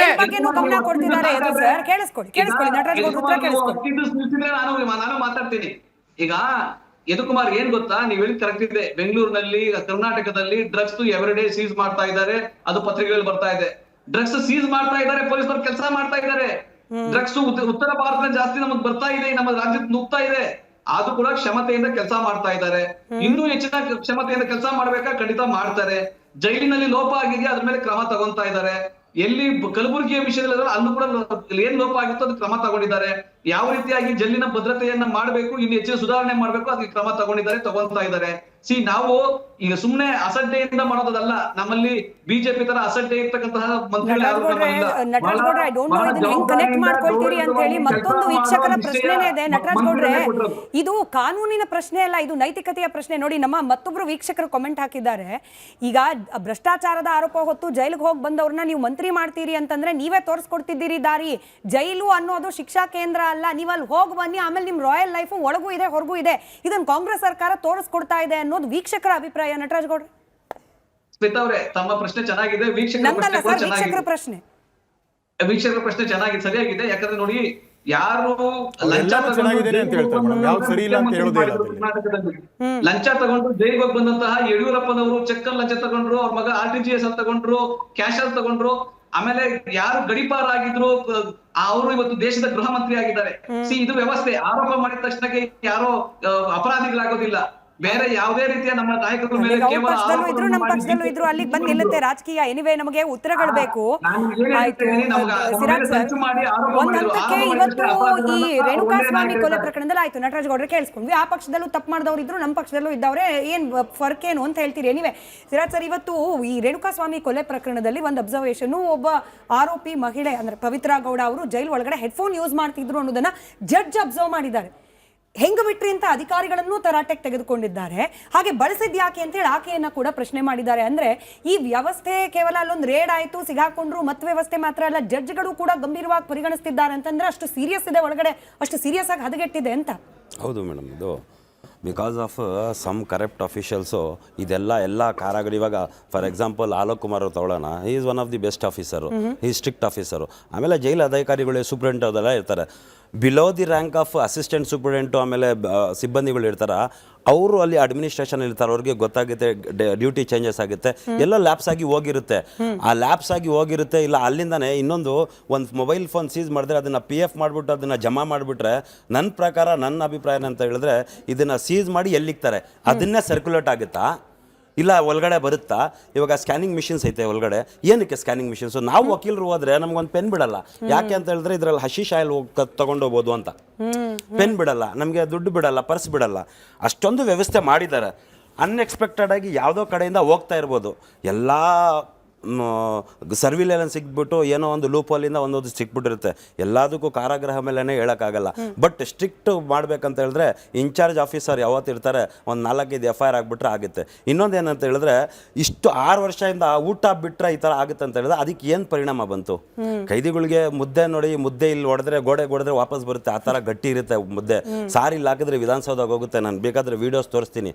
ಮಾಂಸ ಬೋನ್ಲೆಸ್ ಮಟನ್ ಅಂತ ಕೊಡ್ತಾರೆ, ಮಟನ್ಲೆಸ್ ಬೋನ್ ಕೊಡ್ತಾರೆ, ಅಲ್ಲಿ ತಿನ್ನಕ್ಕಾಗಲ್ಲ. ಅದೆಲ್ಲ ಆಯ್ತು, ಅದ್ರ ಬಗ್ಗೆನೂ ಚರ್ಚೆ ಮಾಡಬೇಕು. ಕಾರಾಗೃಹಕ್ಕೆ ಎಷ್ಟು ಇದು ಬರುತ್ತೆ, ಅಲಾಟ್ಮೆಂಟ್ ಆಗುತ್ತೆ ಅಮೌಂಟು. ಇವಾಗ ಯಾಕೆ ಇಂದಿರಾ ಕ್ಯಾಂಟೀನ್ ಇತ್ತಲ್ಲ, ಅವ್ರು 10 ರೂಪಾಯಿ ಕೊಟ್ಟರೆ ಒಳ್ಳೆ ಊಟ ಸಿಗುತ್ತೆ, ಅದನ್ನೇ ಇನ್ಚಾರ್ಜ್ ಕೊಟ್ಟರು ಆಗುತ್ತೆ ಸರ್ಕಾರ. ಇಲ್ಲಿ ಫಸ್ಟ್ ಆಫ್ ಆಲು ಕೈದಿಗಳಿಗೆ ಒಳಗಡೆ ಕರೆಕ್ಟಾಗಿ ಊಟ ಸಿಗಲ್ಲ. ನಾನು ನನ್ನ ಪ್ರಕಾರ ಒಳಗೇನೆ ವ್ಯವಸ್ಥೆ ಸರಿ ಇದ್ರೆ ಹೊರಗಿಂದ ಬರೋದಕ್ಕೆ ಒಂದು 50% ಆದ್ರೂ ಕಡಿವಾಣ ಹಾಕ್ಬೋದು. ಒಂದೊಂದು ಟ್ರ್ಯಾಕ್ಟರ್ ಊಟ ಹೊರಗಡೆ ಹೋಗುತ್ತೆ ಮೇಡಮ್, ಚೆಲ್ತಾರೆ. ಯಾಕಂದ್ರೆ ರುಚಿ ಇರಲ್ಲ ಊಟ ಮಾಡಕ್ಕೆ ಅಂತ ಹೇಳ್ಬಿಟ್ಟು. ಜೀವನ ಮಾಡೋದಕ್ಕೆ ಬದುಕಕ್ಕೆ ಒಂದು ಸ್ವಲ್ಪ ಊಟ, ಹೊಟ್ಟೆ ತುಂಬ ಊಟ ಸಿಕ್ಕಿದ್ರೆ ಸಾಕು. ಅವ್ರಿಗೇನು ಬಿರಿಯಾನಿ, ಕುಷ್ಕ, ಅದು ಚಿಕನ್, ಮಟನ್, ಮಾಂಸ ಅದು ಬೇಡ, ಅನ್ನ ಸಾಂಬಾರು ಕರೆಕ್ಟಾಗಿ ಕೊಟ್ಟರೆ ಸಾಕು ಅಂತ. ಇದರಲ್ಲಿ ಮೆಂಟಲ್ ಸ್ಟ್ರೆಸ್ಸು ಪ್ಲಸ್ಸು ಇದು ಯಾರೋ ಒಂದು ಮಾಡ್ತಾರೆ. ಮನೆಯವ್ರಿಗೆ ಮಾತಾಡೋದಕ್ಕೆ ಪ್ರತಿ 1 ತಿಂಗಳಿಗೆ ಒಂದ್ಸರಿ ಅವಕಾಶ ಮಾಡಿಕೊಡ್ತಾರೆ, 15 ಡೇಸ್ಗೆ ಒಂದ್ಸರಿ ಅವಕಾಶ ಮಾಡಿಕೊಡ್ತಾರೆ. ಈಗ ಈ ಮುಲಾಕಾತ್ ಅಂತ ಐತೆ, ಅದನ್ನು ವ್ಯವಸ್ಥೆ ಮಾಡಿಬಿಟ್ರೆ ಈ ಮುಲಾಕಾತು, ಆಮೇಲೆ ವಿಸಿಟರ್ಸ್ಗೆ, ಫ್ಯಾಮಿಲಿ ರಿಲೇಟಿವ್ಸ್ಗೆ ಕರೆಕ್ಟಾಗಿ ಅನುಕೂಲ ಮಾಡಿಕೊಟ್ಬಿಟ್ರೆ ಈ ಮೊಬೈಲ್ ಫೋನು ಅದು ಇದೆಲ್ಲ ತೊಂದರೆ ಆಗಲ್ಲ. ಅದೆಲ್ಲ ಬೇಕು ಅಂತ ತಗೊಳ್ಳಲ್ಲ. ಸರಿಪಡಿಸ್ಕೊಳ್ಳೋಕೆ ಆಪ್ಷನ್ ಇದೆ, ಸರಿಪಡಿಸ್ಕೊಳ್ಳೋ ಪ್ರಯತ್ನ ಆಗಬೇಕು ಅಂತ ಹೇಳಿ ಮಾಲ್ಗತಿ ಸರ್, ಈ ಡಿಜಿಟಲ್ ಇನ್ಫ್ರಾಸ್ಟ್ರಕ್ಚರ್ ಆಡಿಟ್ ಮಾಡ್ತೀನಿ ಅಂತ ಕೂಡ ಪ್ರಿಯಾಂಕ್ ಖರ್ಗೆ ಅವರು ಹೇಳ್ತಿದ್ದಾರೆ. ಕೇವಲ ಇಷ್ಟು ಮಾತ್ರ ಸಾಕಾಗತ್ತಾ? ಇದು ಮತ್ತೊಂದು ಸತಿ ಈ ರೀತಿಯಾಗಿ ರೇಡ್ ಆಗುವ ಅವಶ್ಯಕತೆನೇ ಬೀಳದೇ ಇರೋ ರೀತಿಯಲ್ಲಿ ರಿಪೇರಿ ಹೆಂಗೆ ಮಾಡ್ಬೋದು ಅಂತ ನೋಡಿ. ಸುಪ್ರೀಂ ಕೋರ್ಟ್ಸ್ ಡೈರೆಕ್ಷನ್ ಕೊಡ್ತು, ಎಲ್ಲ ಮೊನ್ನೆ ದರ್ಶನ್ ಕೇಸ್ನಲ್ಲಿನೇ ಎಲ್ಲರಿಗೆ ಡೈರೆಕ್ಷನ್ ಕೊಟ್ಟಿದೆ. ಎಲ್ಲ ಜೈಲುಗಳಿಗೂ ಸುಧಾರಣೆ ಆಗಲಿ ಅಂತ, ಸ್ಟ್ರಿಕ್ಟ್ ಆ್ಯಕ್ಷನ್ ತಗೊಳ್ಳಿ ಅಂತ ಡೈರೆಕ್ಷನ್ ಕೊಟ್ಟಿದ್ದಾರೆ. ಆದರೂ ಹಾಗೆ ನಡೀತಾನೆ ಇದ್ದಾವೆ. ಈಗ ಅವ್ರಿಗೆ ಹೇಳಿದ ಪ್ರಕಾರ ಅದಕ್ಕೆ ಆಫೀಸರ್ಗಳಲ್ಲಿ ಕಮಿಟ್ಮೆಂಟ್ ಬೇಕು ಮೇಡಮ್. ನಾನು ಇದನ್ನು ಬಂದ್ ಮಾಡಿಸ್ಬೇಕು, ಏನೋ ಇದು ನಡಿಲಾದಂಗೆ ನೋಡ್ಕೋಬೇಕು ಅಂದರೆ ಅಲ್ಲಿ ಏನು ಜೈಲು ಸಿಬ್ಬಂದಿ ಇದೆ, ಒಂದು 50% ಅದನ್ನು ನಮ್ಮ CISF ಹ್ಯಾಂಗ್ ಇದರಲ್ಲಿ ಹಾಕಿದ್ದಾರೆ. ನಮ್ಮ ಸ್ಟೇಟ್ ಇಂಡಸ್ಟ್ರಿ ಸೆಕ್ಯೂರಿಟಿ ಇದೆ ಪೊಲೀಸ್, ಅದೊಂದು ಅರ್ಧ ಮಂದಿ ಹಾಕ್ಬೇಕಲ್ಲಿ. ಅದರಲ್ಲಿ ಅರ್ಧ ಮಂದಿ ಹಾಕಿದ್ರೆ ಇಲ್ಲ, ನಮ್ಮದು ಸ್ಟೇಟದ್ದು ಇದೆ, ಒಂದು ಸ್ಟೇಟದ್ದು ಇದೆ. ನಾವೇ ಹೋಗ್ತಿಲ್ವಾ? ಇವಾಗ ಊಟ ತಗೊಂಡು ಕೊಡ್ತಾರೆ, ಇದು ಫ್ರೂಟ್ಸ್ ತಗೊಂಡ್ಬಂದು ಕೊಡ್ತಾರೆ. ಅವ್ರು 2 ಕಿಲೋ 2 ಕಿಲೋಸ್ 2 ಕಿಲೋ ಮಾತ್ರ ಒಬ್ರಿಗೆ ಹಾಕ್ತಾರೆ. ಅದರಲ್ಲಿ ಫ್ರೂಟ್ ಕಟ್ ಮಾಡ್ಬಿಟ್ಟು ಕೊಟ್ಬಿಡ್ತಾರೆ. ಅವ್ರು ಏನು ತಿನ್ನೋದು ಒಳಗಡೆ ಕರ್ಕೊಂಡೋಗಿ? ಅದನ್ನು ಪ್ರಾಬ್ಲಮ್ ಆಗುತ್ತೆ. ಪ್ಲಸ್ KSFS ಅವ್ರದ್ದು ನಾನು ಕಂಪ್ಲೇಂಟ್ ಹಾಕಿದ್ದೀನಿ. They are also some corrupted officials. ಎಲ್ಲರೂ ಇದೇ ಸಮಾಜದಿಂದ ಬರೋದು. ಸಮಾಜದಲ್ಲಿ ಯಾವ ಲೋಫರ್ಗಳು ಇರ್ತವೆ, ನಮ್ಮಲ್ಲಿ ಸರ್ಕೋತಾವೆ. ಆ ಥರ ಅದೇನು ಹೊಸದೇನಲ್ಲ. ಎಲ್ಲ ಪ್ರೆಸೆಂಟ್ ಡಿಪಾರ್ಟ್ಮೆಂಟ್ ಇವಾಗ ಅವ್ರು ಹೊರಗಡೆ ಇನ್ಚಾರ್ಜು, ಹೆಂಗ್ ಒಳಗಡೆ ಬರುತ್ತೆ ಅವ್ರದ್ದು ತಾನೇ ಇನ್ಚಾರ್ಜ್ ಅವರು ಕ್ವಿಕ್ ಸಜೆಷನ್ ಸರ್ ಏನ್ ಮಾಡಬಹುದು ಕ್ವಿಕ್ ಈಗ ಸಜೆಷನ್ ನೋಡಿ ಏನ್ ಮಾಡ್ಬೇಕು ವ್ಯವಸ್ಥೆ ಸರಿ CC ಕ್ಯಾಮ್ರಾ ಹಾಕ್ಬೇಕು, ಎಲ್ಲ ಪ್ರತಿಯೊಂದು ಬ್ಯಾರಕ್ಕಿಗೂ CC ಕ್ಯಾಮ್ರಾ ಹಾಕ್ಬೇಕು. ಆ CC ಕ್ಯಾಮ್ರಾವನ್ನ ಇವ್ರ ಆಫೀಸರ್ಗಳು ಅಲ್ಲೇ ಆಫೀಸ್ ಮಾಡಿ, ಇಲ್ಲಿ ಆಫೀಸ್ ಎಲ್ಲ ಇನ್ನ 5-6 ಆಫೀಸ್ ಇದಾವೆ, ಇದು ಅಲ್ಲೇ ಆಫೀಸಿಗೆ ಶಿಫ್ಟ್ ಮಾಡಬೇಕು, ಜೈಲ್ ಆಫೀಸಿಗೆ ಶಿಫ್ಟ್ ಮಾಡಬೇಕು. ದಿನ ಒಂದು 3-4 ರೌಂಡ್ ಸರ್ಪ್ರೈಸ್ ರೌಂಡ್ ಹೋಗ್ಬೇಕು, ಹೋಗಿ ಅದನ್ನ ಸರಿ ಮಾಡಬಹುದು ಮೇಡಮ್. ಅದೇನ್ ದೊಡ್ಡ ವಿಷಯ ಏನಲ್ಲ, ಇದೇ ಏನೇನೋ ಮಾಡ್ತೀವಂತೆ ಇದೊಂದು ದೊಡ್ಡ ವಿಷಯನಾ? ಆಯ್ತು ರಾಜು ಸರ್, 30 ಸೆಕೆಂಡ್ ಅಷ್ಟೇ ಸಮಯ ಇರೋದು. 90ಕ್ಕೂ ಹೆಚ್ಚಿನ ಪರ್ಸೆಂಟ್ ನಮ್ಮ ವೀಕ್ಷಕರಿಗೆ 95% ಜನಕ್ಕೆ ಅನಿಸ್ತಾ ಇದೆ ಈ VIP ಟ್ರೀಟ್ಮೆಂಟ್ ನಿಲ್ಲಿಸಬೇಕು ಅಂತಂದ್ರೆ ಈಗಿರೋ ಕಾನೂನನ್ನೇ ಮತ್ತಷ್ಟು ಕಠಿಣ ಮಾಡಬೇಕು ಅಂತ ಹೇಳಿ ಏನ್ ಹೇಳ್ತೀರಿ ಸರ್? Very quickly.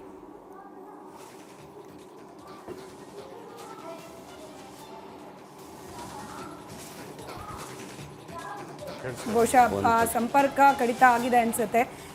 ಕಳಕಳಿಯ ಮನವಿ ಇಷ್ಟೇನೇನೆ, ವ್ಯವಸ್ಥೆ ಅಂತಿದ್ದ ಮೇಲೆ ಅದರ ಲೋಪಗಳು ಇರುತ್ತೆ, ಬಟ್ ಲೋಪಗಳನ್ನ ಸರಿಪಡಿಸುವಂತಹ ಇಚ್ಛಾಶಕ್ತಿ ಇರಬೇಕು.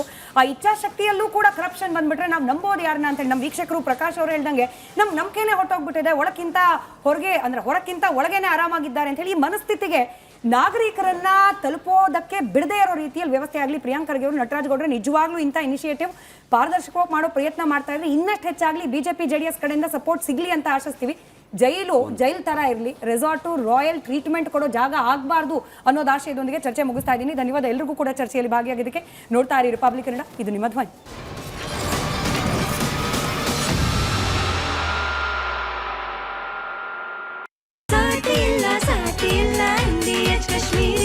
ಅರೆ ಕಡಿಮೆ ಹಾಕು ಆದ್ರೆ ಅಸಲಿ ಹಾಕು. MDH ಕಾಶ್ಮೀರಿ ಕೆಂಪು ಮೆಣಸಿನ ಪೌಡರ್.